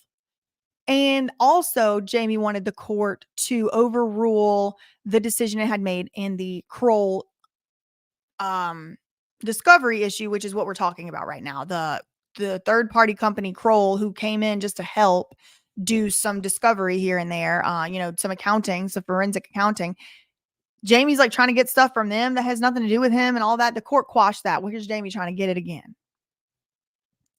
Later in December, the Court of Appeal. So they went and appealed it. They denied Jamie. Jamie appealed it to the Court of Appeal, and the Court of Appeal denied it in full. as it concerned the first two discovery rulings above. As to the Kroll subpoena, the appellate court issued an alternative writ of mandate, a suggestive Palma notice, observing that although there may be some privilege waiver, the extent of any waiver is unclear, and there may be documents in possession of Kroll or a body that retain their protection. To resolve that issue, as well as the privacy and other objections to the subpoena that remained, and to determine which documents may be produced, the court referred this matter to a referee. Okay, so that's where the referee came in. All right, good. That's a good reminder, refresher. So, all right. So, back in September last year, this is a little bit of a recap. Jamie filed a filing in court called a writ petition, and what he was trying to do was overturn 3 rulings by the court. The ruling about Britney being deposed, the ruling about Britney turning over documents, and the ruling about quashing the subpoena to Kroll in its entirety. So Judge Penny had said, no, Jamie doesn't get a single thing, not one single thing from Kroll. Well, Jamie appealed that. He appealed all 3. And when he appealed them, the appeals court said, nope, you can't depose Britney. Nope, you can't force her to give you stuff. But there could be some stuff in the Kroll petitions that, in the Kroll materials that you are maybe entitled to. So for that reason, I'm going to appoint what's called a referee. So kind of like a mini judge to only deal with which issues from the Kroll information are going to be allowed to come into court and which are not. Cool. Over the last many months, Kroll has been forced to draft briefs, create privilege logs, and prepare in-camera submissions to the referee concerning the subpoena, the sole basis for which is the January 14th e-body declaration submitted in support of Ms. Spears' objections to opposition of fee petition, not in connection with any other hearing. Okay. So Matt's saying, look, let's not lose the trees for the forest here. The only reason we're even talking about Kroll at all, the only reason they have had to do all these briefs, do all these privilege logs, do all of these submissions, the only reason is because of this fee petition for Jamie's lawyer's fees. There's no other reason. In other words, with zero benefit to Britney or her estate, there has been enormous expense for discovery concerning a fee petition that has no basis as a matter of law, in which the probate notes have recommended denial of since January 2022. So this is just like, how many millions of dollars? How many millions of dollars do we need to waste before the court just says, nah, Jamie, fees denied, dude. Sorry, brah. This is too much. You're doing too dang much. This discovery does not go to any hearing or trial. There's no trial. There's no trial. It's all about a fee petition. Yet, Jamie continues to engage in scorched earth litigation and generate waste for no conceivable benefit to his daughter. It's true. And again, toward what end? There's no justifiable end. The Kroll documents all support professionalism, circumspection, and restraint of Kroll and this firm. Far from supporting Jamie's counsel's preposterous, embarrassing claims that the whistleblower discussed in the Abadi Declaration fabricated his claims, and that the New York Times front page story exposing Jamie was somehow planted or fabricated. They all support the content of the Abadi Declaration, which once again, Jamie obviously already knows. So,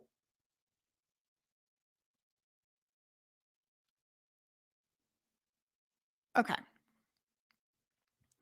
So Jamie's lawyer had said that the guy the whistleblower who worked on the security team, and then he came out and basically turned on him or whatever. Basically, Matt is saying, okay.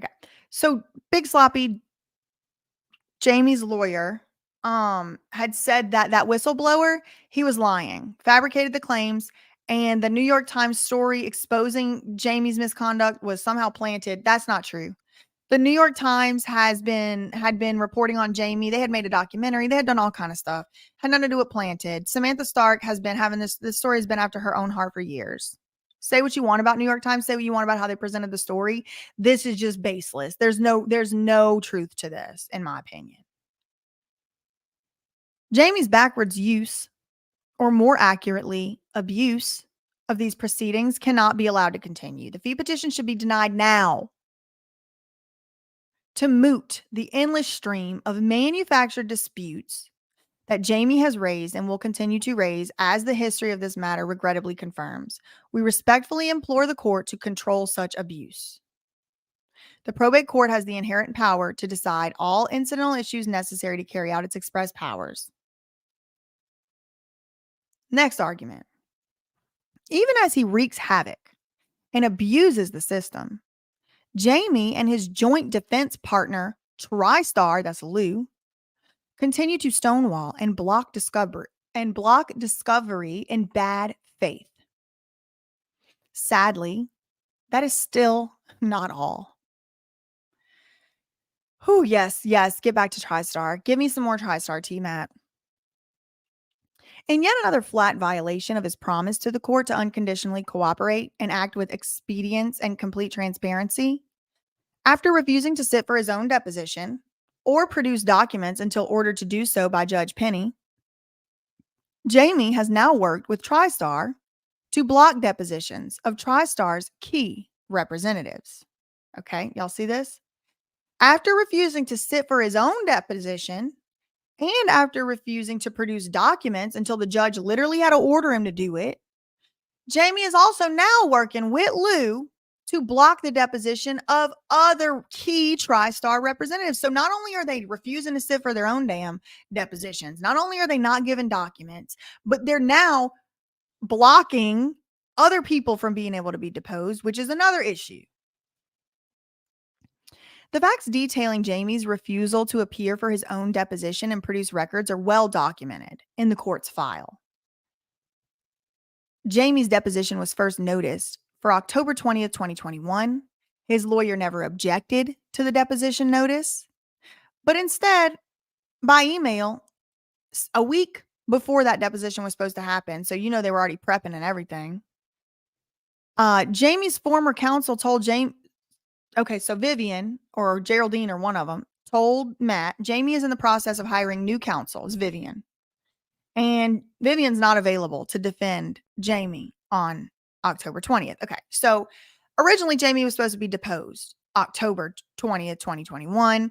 A week before that deposition rolls around, all of a sudden he's changing lawyers. He ain't going to be able to do it and all that.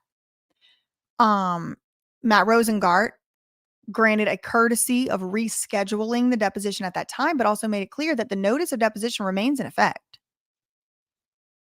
Jamie was then served with an amended notice of deposition for November, so the next month. Gave him a few more weeks. Noticing his deposition for the 10th. Jamie just didn't show up. He just didn't bother. He just inexcusably failed to appear. Like everybody showed up for a deposition, the man did not show up. Then in March, several months later, a second amended notice of deposition was served, noticing Jamie for the third time to a deposition, this time in April. And this time he's been having the lawyer for a while, right? Jamie was forced to bring Britney. Oh, sorry. I skipped a line. Instead of appearing at his deposition, he served boilerplate blanket objections. And we did read those. I remember that. Britney was then forced to bring 2 motions to compel, requesting orders that Jamie be compelled to appear for his deposition and produce documents. The court granted both motions, ordering Jamie to appear for deposition by August 12th. Okay, so basically Britney was forced to ask the court to order Jamie to appear for a deposition, which the court did do. Jamie finally appeared in August 2022 for his depositions. Needless to say, in addition to numerous admissions and inculpatory statements, Jamie's testimony further confirmed what was already known. And what was that? It underscored the lack of purpose for his litigation and for his discovery motions against third parties. Now, this process repeats anew for TriStar's witnesses. Jamie, by and through his lawyer, subpoenaed the person most qualified of TriStar, as well as TriStar representative Robin Greenhill, for a deposition in 2021. This is 2 years ago. After extensive motions, fighting paperwork back and forth, and discussions with TriStar's former counsel at Gibson Dunn, with whom TriStar subsequently parted ways. Yeah, now I think they're using Winston and Strawn, my law firm that I had worked at before Lou wanted me to stop making videos about her. Y'all remember that one?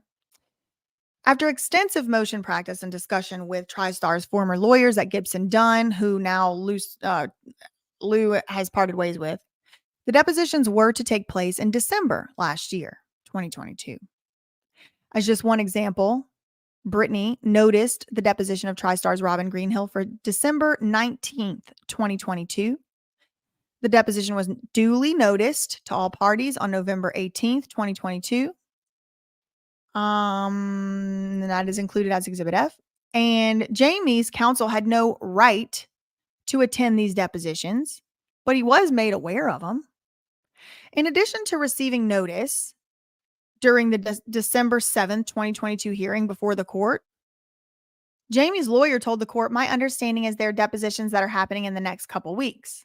Yet on December 15, 2022, just days before those depositions that were referenced by Jamie at the hearing, Jamie's lawyer obstructed them, based in part on a demonstrably false and bizarre claim that he did not receive notice. Okay, so now this is Matthew Rosengard calling Big Sloppy a liar in court terms. Big Sloppy had no right to attend these depositions at all, but he was made aware of them anyway. In addition to receiving notice, which we have attached as Exhibit F as proof that he definitely did get notice, in addition to that, in December, in court, Big Sloppy told the court depositions are happening in the next couple of weeks. And even though when those depositions started to roll around, Big Sloppy then lied, obstructing the depositions based in part on a lie that he didn't receive notice. He wrote in an email, "I've heard a rumor that you intend to depose these witnesses on Sunday, December 18th and Monday, December 19th. Of course, nobody cleared dates with me, and there have been no deposition notices issued. This will confirm that there are no depositions occurring on December 18th and 19th." And then Matt tells the court, this was pure gamesmanship. Jamie's lawyer's statements were false. On December 16th, we demonstrated to him that his claims of zero notice and no deposition notices were false, that Mr. Spears's, that Big Sloppy received notice about 30 days before, and there was electronic proof, and that any objections were substantively deficient and untimely anyway. And again, just a week earlier, Jamie's lawyer, Big Sloppy himself, referenced these very same scheduled depositions to the court. After Jamie unilaterally blocked those depositions, it took months to reschedule mutually available deposition dates due to the trial schedule of TriStar's lawyers. Finally, deposition dates were set forth. Finally, deposition dates were set for this month. Okay, all right. I thought Lou and Robin had already been deposed, and I'm reading and learning for the first time right now, they still have not. Oh my God, this is crazy. So they were supposed to be deposed literally like almost a whole year ago, 10 months ago, 11 months ago. After Jamie blocked those from happening, it took months to reset mutually available deposition dates because of Lou's lawyer's schedule, which gamesmanship. They're just pushing it off. If it was important, they would make time. Finally, Robin's and probably Lou's depositions were set for this month. Well, I guess yesterday, this month. Now it's November today, but y'all know what I mean. Once more, The dates were discussed and agreed on by all parties weeks in advance in writing, but once again, just days before the depositions were scheduled to commence. TriStar and Jamie unilaterally canceled again, stating that Jamie's lawyers had made alternative plans and that the deponents would not be appearing. Oh, they just made other plans.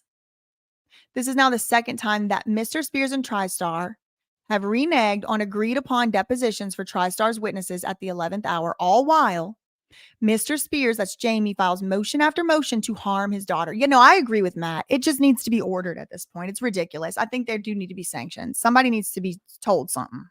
Lou.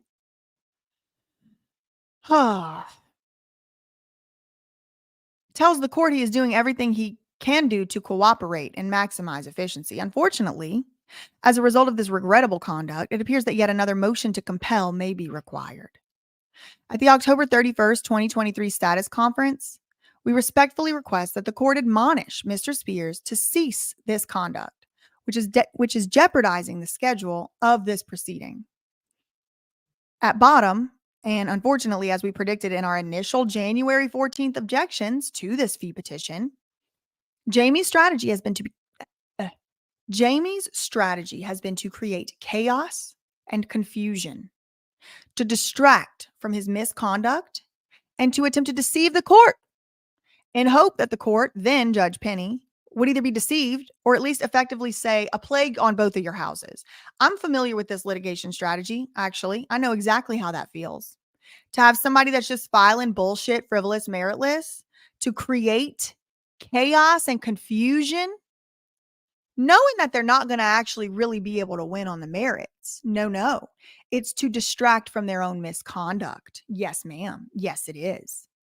And to attempt to deceive or to trick a court of law into doing this plague on both of your houses because y'all are both on my nerves because one side don't know how to act. That's the attempt. It won't work. It won't work in either case, but I'm familiar.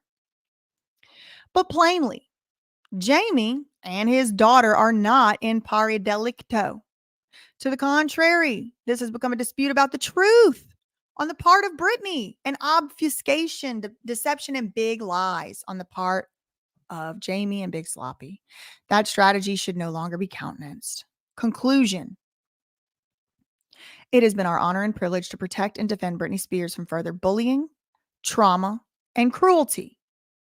Initially, by obtaining the court-ordered suspension of her father, and then, among other things, and in addition, to work outside of court by defeating the numerous motions filed against her by her own father, especially after she was denied a voice, her freedom, and certain civil liberties for so many years.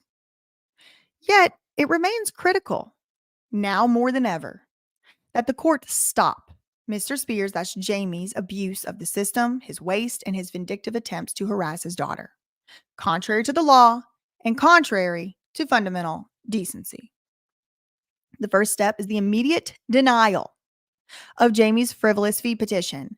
The fee petition fails on every level, factually, procedurally, legally, and morally. It don't make sense. It's a fail, it's a flop, it's a flail. It's also been used for improper purposes, to manufacture expense and to harass Britney and third parties like Kroll in violation of Jamie's fiduciary role. The fee petition must be denied, and it should be denied now to curtail Jamie's ongoing abuses. In addition, we respectfully submit that the court should exercise its inherent equitable authority and order Jamie's counsel, that's Big Sloppy, to cease his wasteful, meritless motion practice. So the court, Matt Rosengard wants the court to order ceaseful, wasteful, meritless motion practice and to admonish or to fuss at Alex and Jamie. Further, under the circumstances, Jamie should be ordered to pay all costs for the referee and return all the money to Britney that are subject to the 12th account objections, as well as those that Jamie's own counsel, Vivian, told him he should reimburse to Britney. If they are not immediately returned, the court may independently and directly examine Mr. Spears, that's Jamie, on these and related matters, including his prior concealments. So he's saying, look, If the court, if Jamie doesn't immediately return all this money to Britney that he owes her, in our opinion, he owes her, the court can independently just ask him questions. We don't have to do this whole trial crap. Like, you could just talk to him. And you could ask him why he lied to you and concealed the truth from you, Your Honor. And he cites this case Presha, finding that where the probate court suspects a breach of fiduciary duty, it is remiss to not examine the fiduciary as part of its duty. So basically, this is a little nudge at the court, in my opinion. Matt's saying, "Hey, yo, court, one last sentence before I get out of your hair. You have a duty to do this too." That's what this says in legalese. Where probate court suspects a breach of fiduciary duty, the court is remiss not to examine the fiduciary, not to examine Jamie. The court in this case is remiss. It will be a shame if the court didn't examine Jamie as part of the court's duty to regulate and control Jamie's performance as an agent of the probate court. So let's get into some of these exhibits. I'm not going to read them all word by word for word because it's like literally hundreds of pages. Britney's objections. Okay, so we read this together already. I do have a video on this. Y'all can go and check that out. Let's move to Exhibit B.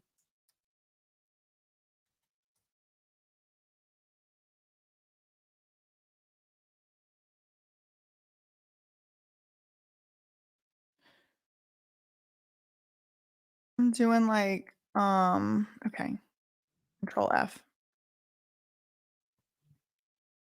Ah,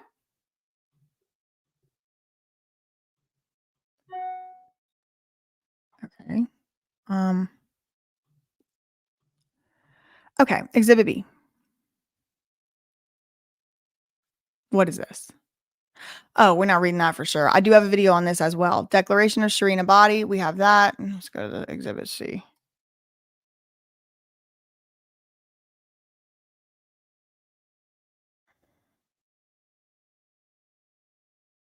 No, go back. Okay. We saw that one. See all these? Lou Taylor. Some of these Lou Taylor emails. Remember these? Karam Deo. I look forward to working with you. Karam Deo. She was still in the Brentwood address at that time. Look at this. I talked to the girls about Andrew Wallet. Subject girls. Look at them. Look at the subjects they use. From Lou Taylor to Jamie Spears. Subject girls. I talked to the girls about Andrew Wallet. He and TriStar will serve as co-conservators with you. They cannot use Howard. He is an interested party. Well, okay, cannot is one word, Lou, but Lou Taylor's an interested party too, so it seems to be that she's acknowledging interested parties shouldn't be conservators, which is, I imagine, why she never ended up being one. And then we have run into a problem with the judge selection. This is where Lou is saying, I want to make sure I'm included in these conversations so I know what's going on. ... Remember that the engagement letter requires copies to come to our office of all documents to be preserved for the benefit of Jamie. Yes, I'm really excited that the opportunity on Monday opened just as Jamie and I thought something would. It was perfect. I have all the confidence in you and we'll see you soon. Until the permanent order is granted, there must be no... So this is from Geraldine, I think. Until the permanent order is granted, which didn't happen until I think 2009 or 10, there must be no statements from the family. Whose family? I don't know. I guess Britney's. All statements should come from attorneys. The reason is we need to preserve the credibility of all of our witnesses, especially the family. Most of all, Lynn, as much as this case rests on her credibility. I'm so glad you got them up to the house Monday night. It is the key, right? Getting the family to the house so that we could set her up. It was the key. We'll be in touch. That was Geraldine. Then we got Lou Taylor again sending emails. After court, we need to caucus. I need to service the AP today with a statement from the family. So she needs to give the Associated Press a statement from Britney's family. after they caucus after the court hearing. So look, they're telling you what they do. This is how Lou Taylor operates. She's the PR. In this email, she is.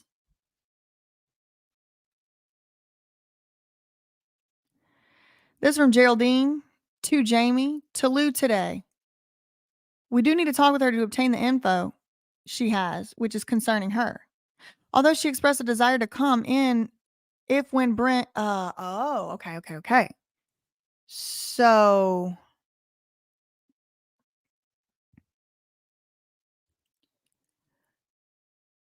I guess it's supposed to say, oh, I spoke. Okay, I spoke to Lou today.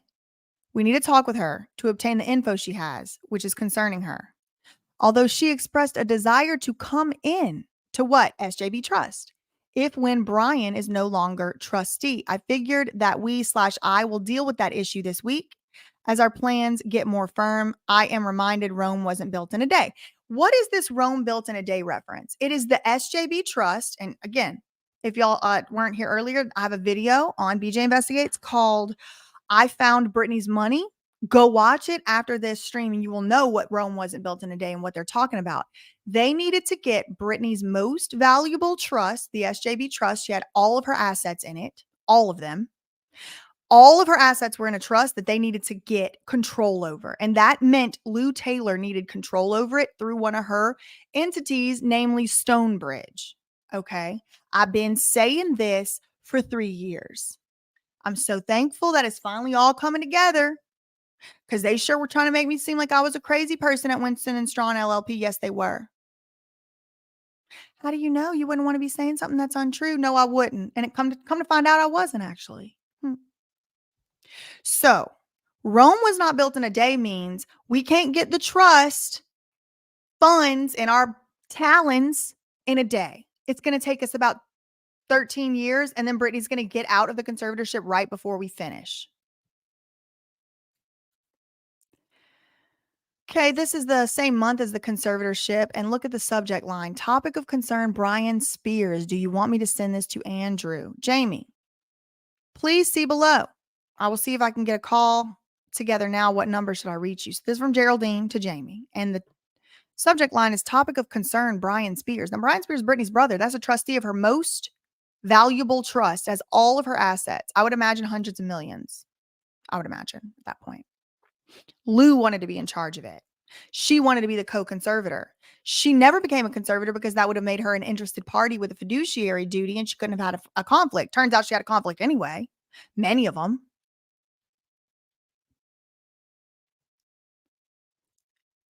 Topic of concern. Brian Spears, do you want me to send this to Andrew from Lou Taylor? So here's Lou's concern. I mean, they've redacted a lot of it. Don't know why. Don't know why. Wish I could read this whole thing. I've never read this. I must have missed this. Geraldine, from Lou to Geraldine.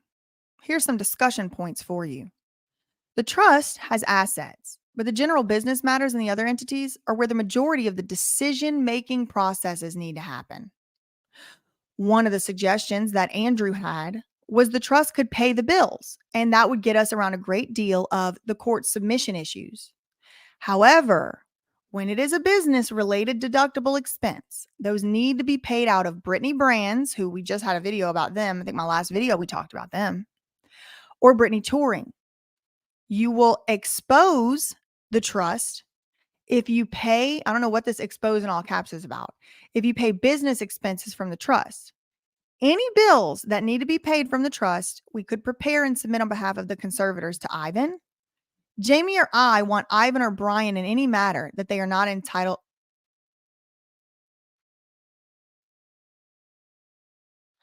Jamie nor I. Okay, this is Lou Taylor talking to Geraldine Weil in 2008.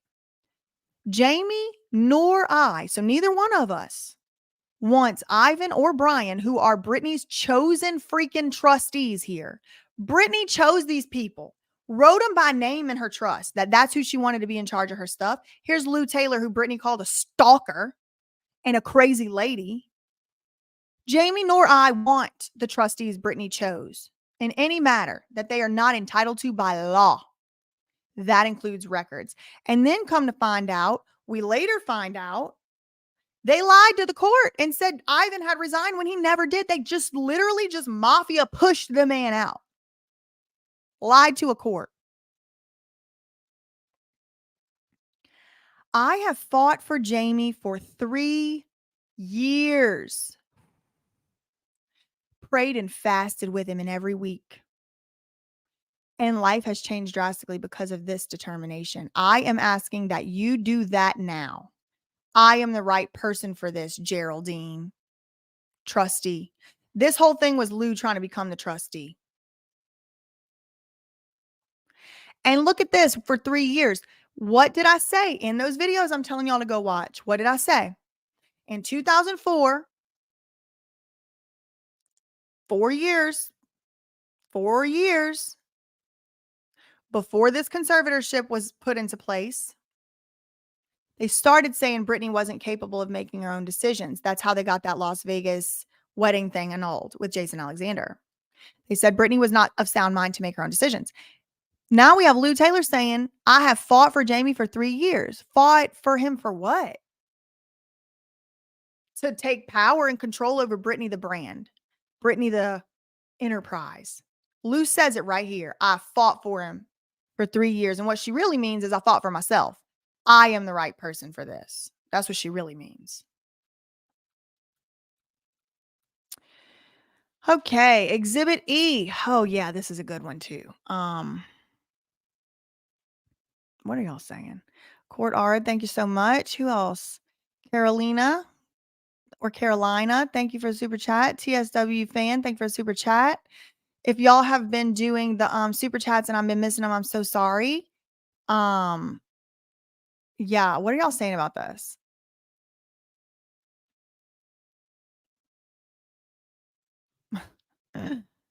Lou is obsessed with getting her hands on other people's money. Yes. Did y'all ever go watch my Janoris Jenkins video? You should. It shows Lou's MO.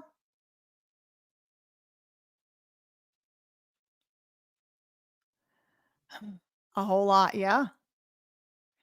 This is the first time I've read this through, but I've seen a lot of this before because this is like exhibits that have been used on stuff. This right here, what I'm about to read right now, no. First time I've read it through. I have not read this through. And I had tears in my eyes whenever Brittany the Stan shared this. I actually shared this on Instagram. And this was one of the big things that actually encouraged me to come back and actually start doing this again was this letter. It just literally confirmed like everything in this letter I had been saying. I had been speculating. Some of it I'd been saying for a fact. And now it's like more evidence. But this is a letter from last year, September 2022, and it is from Matt Rosengard, Brittany's lawyer, to Big Sloppy, Jamie's lawyer. And the subject line is James Spears and TriStar's efforts to appoint Jamie Lynn Spears as trustee and to transfer Britney Spears' assets to Stonebridge Management. Now, it was a good 2 years after I had been sounding the alarm, and it was a good 1 year after I had gotten, harassed and accosted at my work by Lou Taylor hiring the firm. But thank God, eventually Matt did catch up and he sent this letter. Now, what's it say? We have determined that in connection with TriStar Sports and Entertainment, James Spears and Lou Taylor's efforts to replace Ivan Tabak, the trustee of the SJV Revocable Trust, with Jamie Lynn Spears, who is Lou's client and managed by Lou. After their initial efforts to replace him with Jamie Lynn Spears, Jamie was evidently also involved in and had direct communications with Geraldine Weil, then his lawyer, suggesting that Ivan had resigned as trustee, when in fact, he had not resigned. Indeed, we understand that Geraldine Weil falsely represented in a court filing that Ivan had resigned as trustee of the SJB Revocable Trust. Now, if you watch my video, I found Brittany's money, I'm talking about the SJB Trust, and the SJB Trust has filings. It has its own court case, like its own court docket number and stuff for the trust. And it's not the conservators, it's 2 separate court cases. One is being heard in a separate court, but they kind of have like filings that overlap. Well, if you watch my video, I'm like, there's filings for some stuff. There's filings for example, Brian Spears resigning. There's filings for Ivan Tabak asking to um use the funds in a different way, invest the funds in a different way. There's filings asking to move the money, but there's no filing asking to become a trustee filed by Jamie Lynn Spears. There's no filing that shows that Ivan Tabak actually resigned as trustee of Britney's most valuable trust at the time of the conservatorship starting. There's no paper trail for it. We're just told in court filings Jamie Lynn is the new trustee. But Matt is saying the reason, BJ, that you don't see any evidence that Ivan actually resigned is because he never did. This is lies. Relatedly, we also understand that during that time period, this is Matthew Rosengard talking to Alex Weingarten. Your client, along with TriStar and Lou, who, as you know, were serving as Britney's business managers, sought to move Britney's money from Morgan Stanley to Stonebridge Wealth Management, an entity co-founded by Lou Taylor in Tennessee. You have correctly acknowledged your client has an ongoing fiduciary duty under the Casper Bauer case. And otherwise, in that regard, we ask you please produce any proof that you have that the man actually resigned, because I don't think you have it.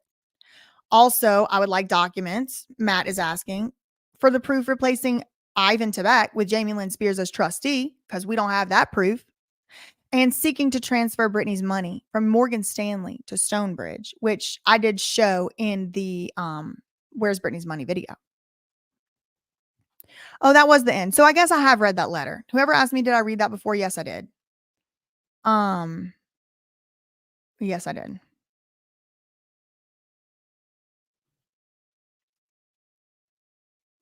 Okay, here's where they tried to depose Robin last year.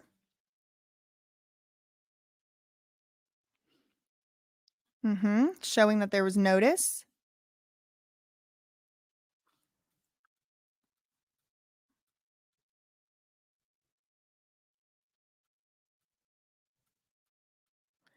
Exhibit G.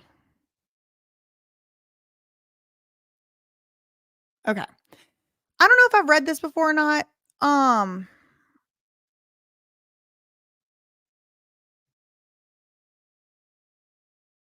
not sure if I've read this before or not. I don't have any vivid recollection of it though. So it's from Matt to who? Big Sloppy and team.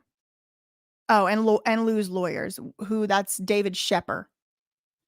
Yep, this is Lou's lawyer from the firm that I used to work at, and it says purported depositions of TriStar and Robin Greenhill. We write in response. So this is Matt Rosengart writing to Big Sloppy and to Lou and Robin's lawyers. We write in response to your email below. So let's read that first. Oh. External to GT. Counsel. So this is Alex Wine. This is Big Sloppy. Emailing Matt Rosengart. Matt, I have heard a rumor that you intend to depose these witnesses on Sunday, December 18th, Monday, December 19th. Of course, nobody cleared dates with me, and there have been no deposition notices issued. If I've been misinformed, then great. If that is indeed your plan, be advised I am not available on those dates because I have bleep and am isolating. Oh, convenient. Wasn't that a cute time in history where people could just use that excuse for any dang thing? Moreover, you cannot take depositions with zero notice to the other party in the case. In any event, this will confirm that there are no depositions occurring on December 18th and 19th. So here's Matt. Okay, I guess first of all, get well soon or whatever. But with regard to your email, it contains numerous errors. First of all, your claims you received zero notice and that no deposition notices were issued are false, as you know. You're lying. Basically, Matt's telling Big Sloppy he's a liar. You received notice of the Robin Greenhill deposition 30 days ago, as demonstrated in the attached notice of deposition of Robin Greenhill, which was served on you, as well as your colleague, Eric Bakewell, on November 18, 2022 at 3:04, and is demonstrated in the screenshot below as well. So he's like, I got receipts, baby. You knew about this. Don't lie, Big Slop. Don't lie, Sloppy. Second, The depositions are pursuant to subpoenas, and you have no right or ability to interfere with them. Third, even assuming you did have the right at this time to, because basically what Matt is saying is like, you're not their lawyers. What do you have to do with Lou and TriStar's depositions? You're not entitled to be there, Big Sloppy. What in the do you having COVID have to do with anything? Is what Matt is saying in a nice way.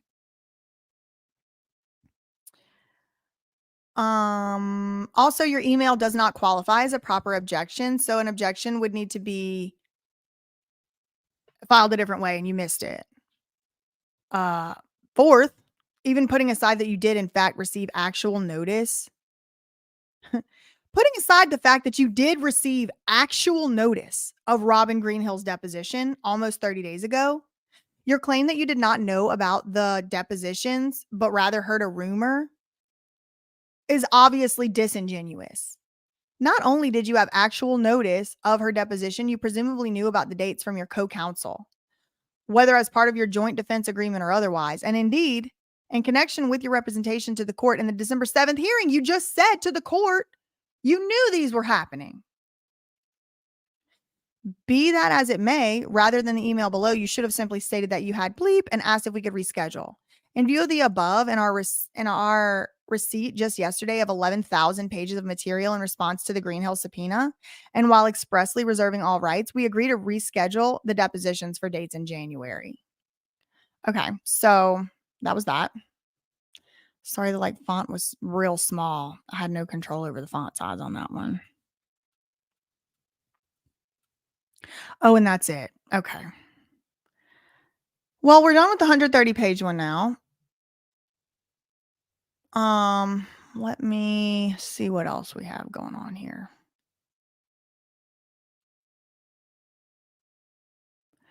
Let's check out this Lynn Spears pro se attorney. Oh, why won't it open? Oh no. Hold on. Now it's saying it can't be opened.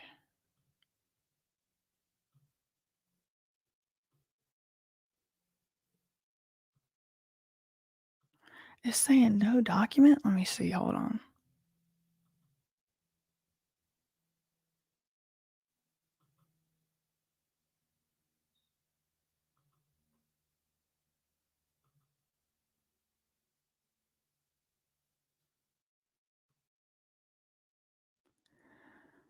Let me see.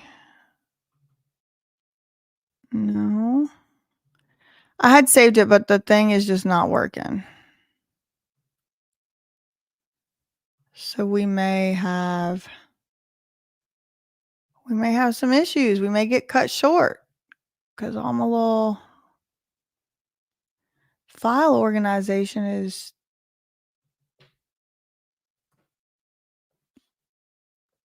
got all messed up.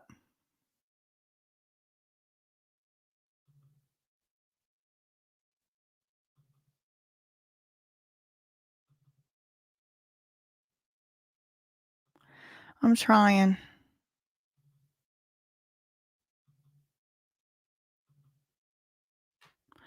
Is it like the stuff is moving? Oh, thank God. Okay. I got the Lynn Spears one open at least. We can at least do that.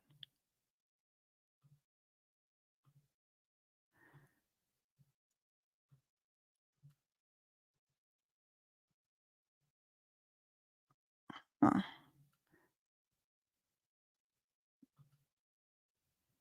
I don't know. It's like, I don't know. Something's going on with my hard drive. I don't know. Maybe I got hacked, y'all. Who knows?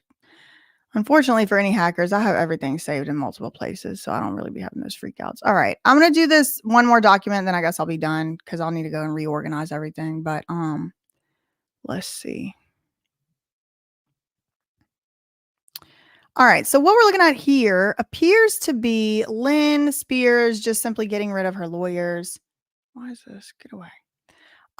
Lynn Spears just simply getting rid of her lawyers and taking on as an interested party, pursuing on as a pro se litigant. So it was filed on the 27th in advance of this hearing that just happened yesterday.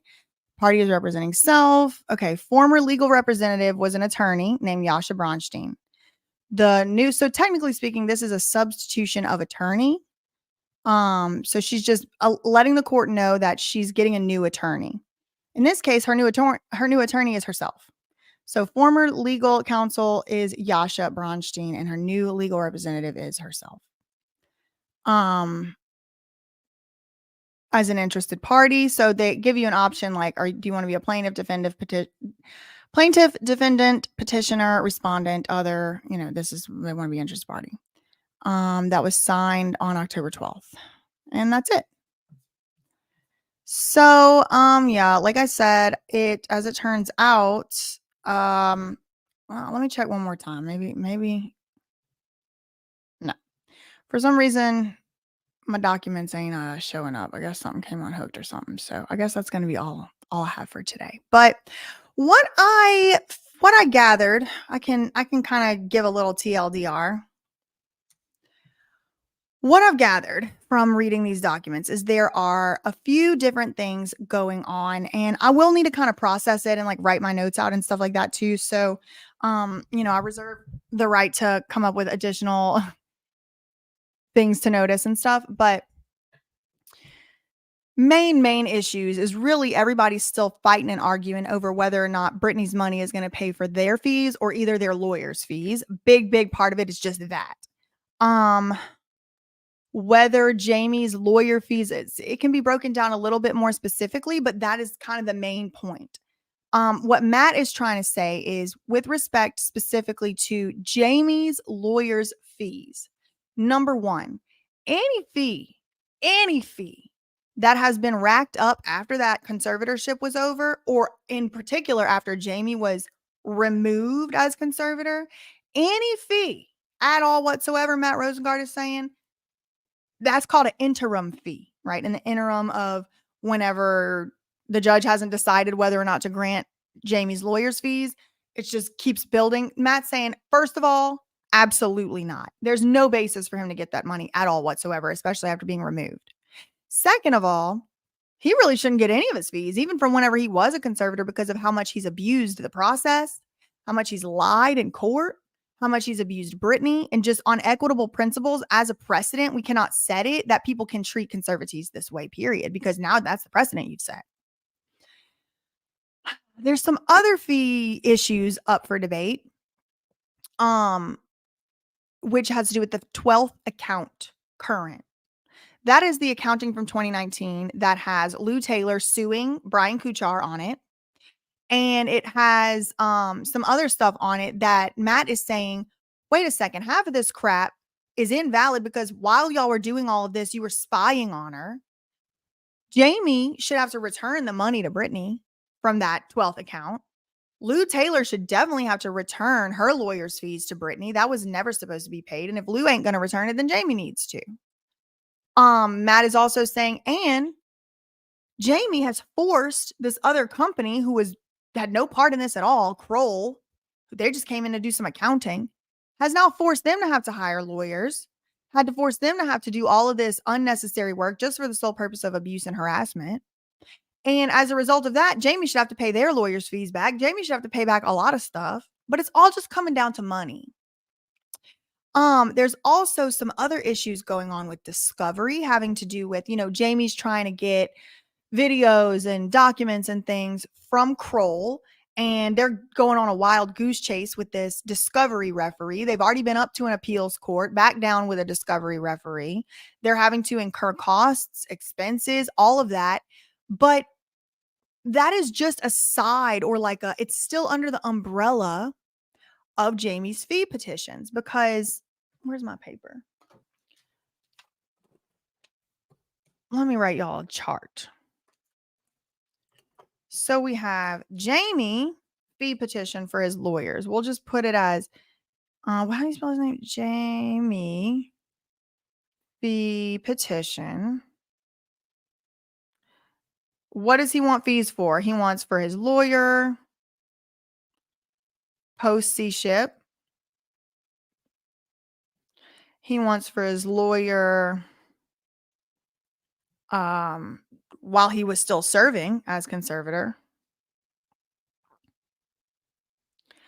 Fee petition, so that's big sloppy. Then you got Vivian. Then you got Geraldine. I'm sure he owes some money to them. Then you got Gerald. Oh, I put too many L's on Gerald. Okay. Now, in addition to that, we also have Sam Ingham. He wants his money too. And then that has been consolidated with Loeb and Loeb, who was there to help out Sam Ingham. And both of them want their fees. Okay, who else do we have? We have that former conservator, temporary. What was his name? John Zabel. And then his lawyer is what's his name? Justin Gold. They want their fees. Okay. Now, what are the other issues? Depositions. Lou, or whoever's the TriStar rep. Oops, spelled that wrong. And Robin. Okay. And then the whole thing about Kroll and their fee petitions and all of that with the discovery referee has to do with the first issue. I'm going to show y'all the paper, and when I'm done writing, I'm almost done. Discovery referee, Kroll.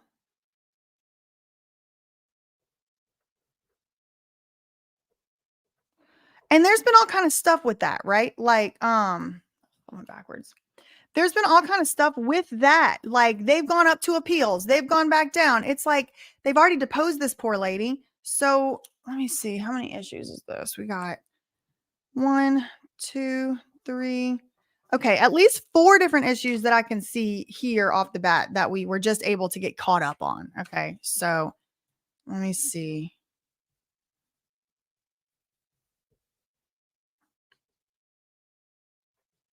Okay, finally. All right. So I wrote it on the back of that other paper. It might be showing through. All right. Here's your issues. Number 1 issue, Jamie, fee petition. Fee petition for what? Fees for his own fees as a conservator, and lawyer's fees. Lawyer for Big Sloppy, lawyer for Vivian when she was the lawyer, Geraldine, Gerald, the rest of them. But wrapped up in that number 1 issue, see up here, number 1? Wrapped up in that number 1 issue is all that crap having to do with Kroll, having to do with, remember when they were trying to get Britney deposed, Jamie deposed, all of that, depositions under the this and the that, as far as Jamie trying to get people deposed, all under issue 1. Discovery referee is in this issue. So anything having to do with discovery referee and Kroll turning stuff over to them is with Jamie's fee petitions. And Matt is saying, look, Your Honor, if we can just get rid of that whole thing. Hold on, let me do it the right way. Look, Your Honor, that whole thing is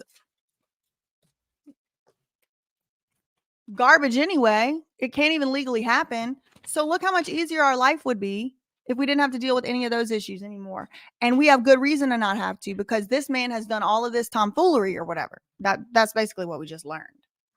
Number 2 issue, Sam Ingham and Loeb and Loeb's fees. We didn't talk about that like in any actual filings today. We've talked about it a lot before, and we know that that has to do with him not being competent, and he's still trying to suck out more hundreds of thousands from Britney.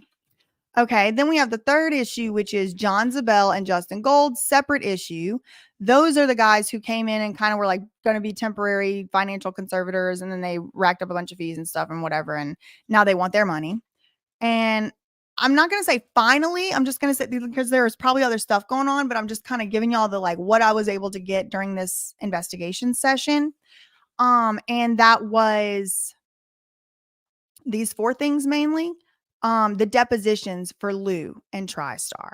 And the depositions with Lou and TriStar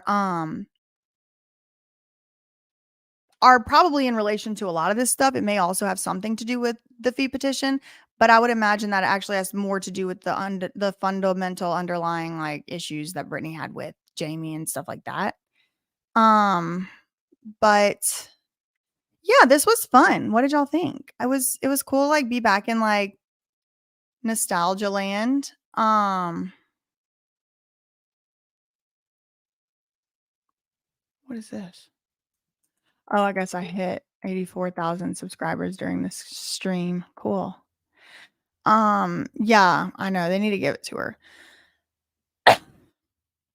Oh my god, that was so embarrassing. Of course I remember that. How could I forget? How could I possibly forget? Thank you very much. Court is scary, but it's not that scary if you're doing the right thing, but the real scary part is when nobody's looking at your case. When nobody's looking and nobody knows what's going on and there's no transparency, and that's why I think there should be live stream cameras in every single courtroom, every single courthouse in the United States of America. That's what I think. But yeah, how long have we been on here? Oh, we made the 3-hour mark. I was hoping I would make it to 3. And I was like feeling a little ambitious, like maybe I'll do like 5 hours. No, no, I'm not doing 5 hours. The electronics aren't working with me today. That's all I really had for today. I'm gonna see if I can maybe like start timestamping these a little bit. StreamYard just now came out with a new feature where you can like press a button and it'll mark it in your studio or something. I don't know. This is my first time trying to use it. So that might make it easier a little bit to start timestamping stuff. But yeah, yeah. That's all I really had for today. I'm gonna go rest my throat a little bit. It's been a lot of talk in these last couple weeks, an explosion of activity going on with the Britney Spears hearings, but I think that's actually probably for the best. I think it is time to make our final push. I think it is time for us to actually see, full on, fully free Britney. And I don't think that she can fully move on. I mean, I know like on like a 1% of a 1% chance, not chance, a 1% of a 1% like amount of what Britney's going through with this court stuff, where it's like, sort of like you kind of feel like you just want it behind you, like to be able to fully move to the next thing and like level up as your next like evolution of Pokemon or whatever. And it's like, I don't know, is the girl free and not free? I think that she has a very, very involved and assertive security team, I would say. But I don't know. I don't know. I've never spoken to the girl. I don't know. I have no idea. But what I can say is if she's not free, it's a lot better that people would be looking at the court cases still. And I have absolutely seen an explosion of interest back in this case again. So if y'all like this, let me know. I'll do it again. If y'all didn't like it, it probably doesn't make sense for me to keep doing it this way. Maybe just do like highlights on BJ Investigates or whatever. But if you did like it, make sure to share it. Make sure to actually like give it a like. And please go and watch the I Found Britney's Money and the 600 million Lou Taylor's Big secret that I have on BJ Investigates, because it's going to give you a lot of context into what we talked about today. And it's like shorter and better editing and all that. And it's not live and all that. So that's all I really had for today. In the meantime, facts ain't defamation.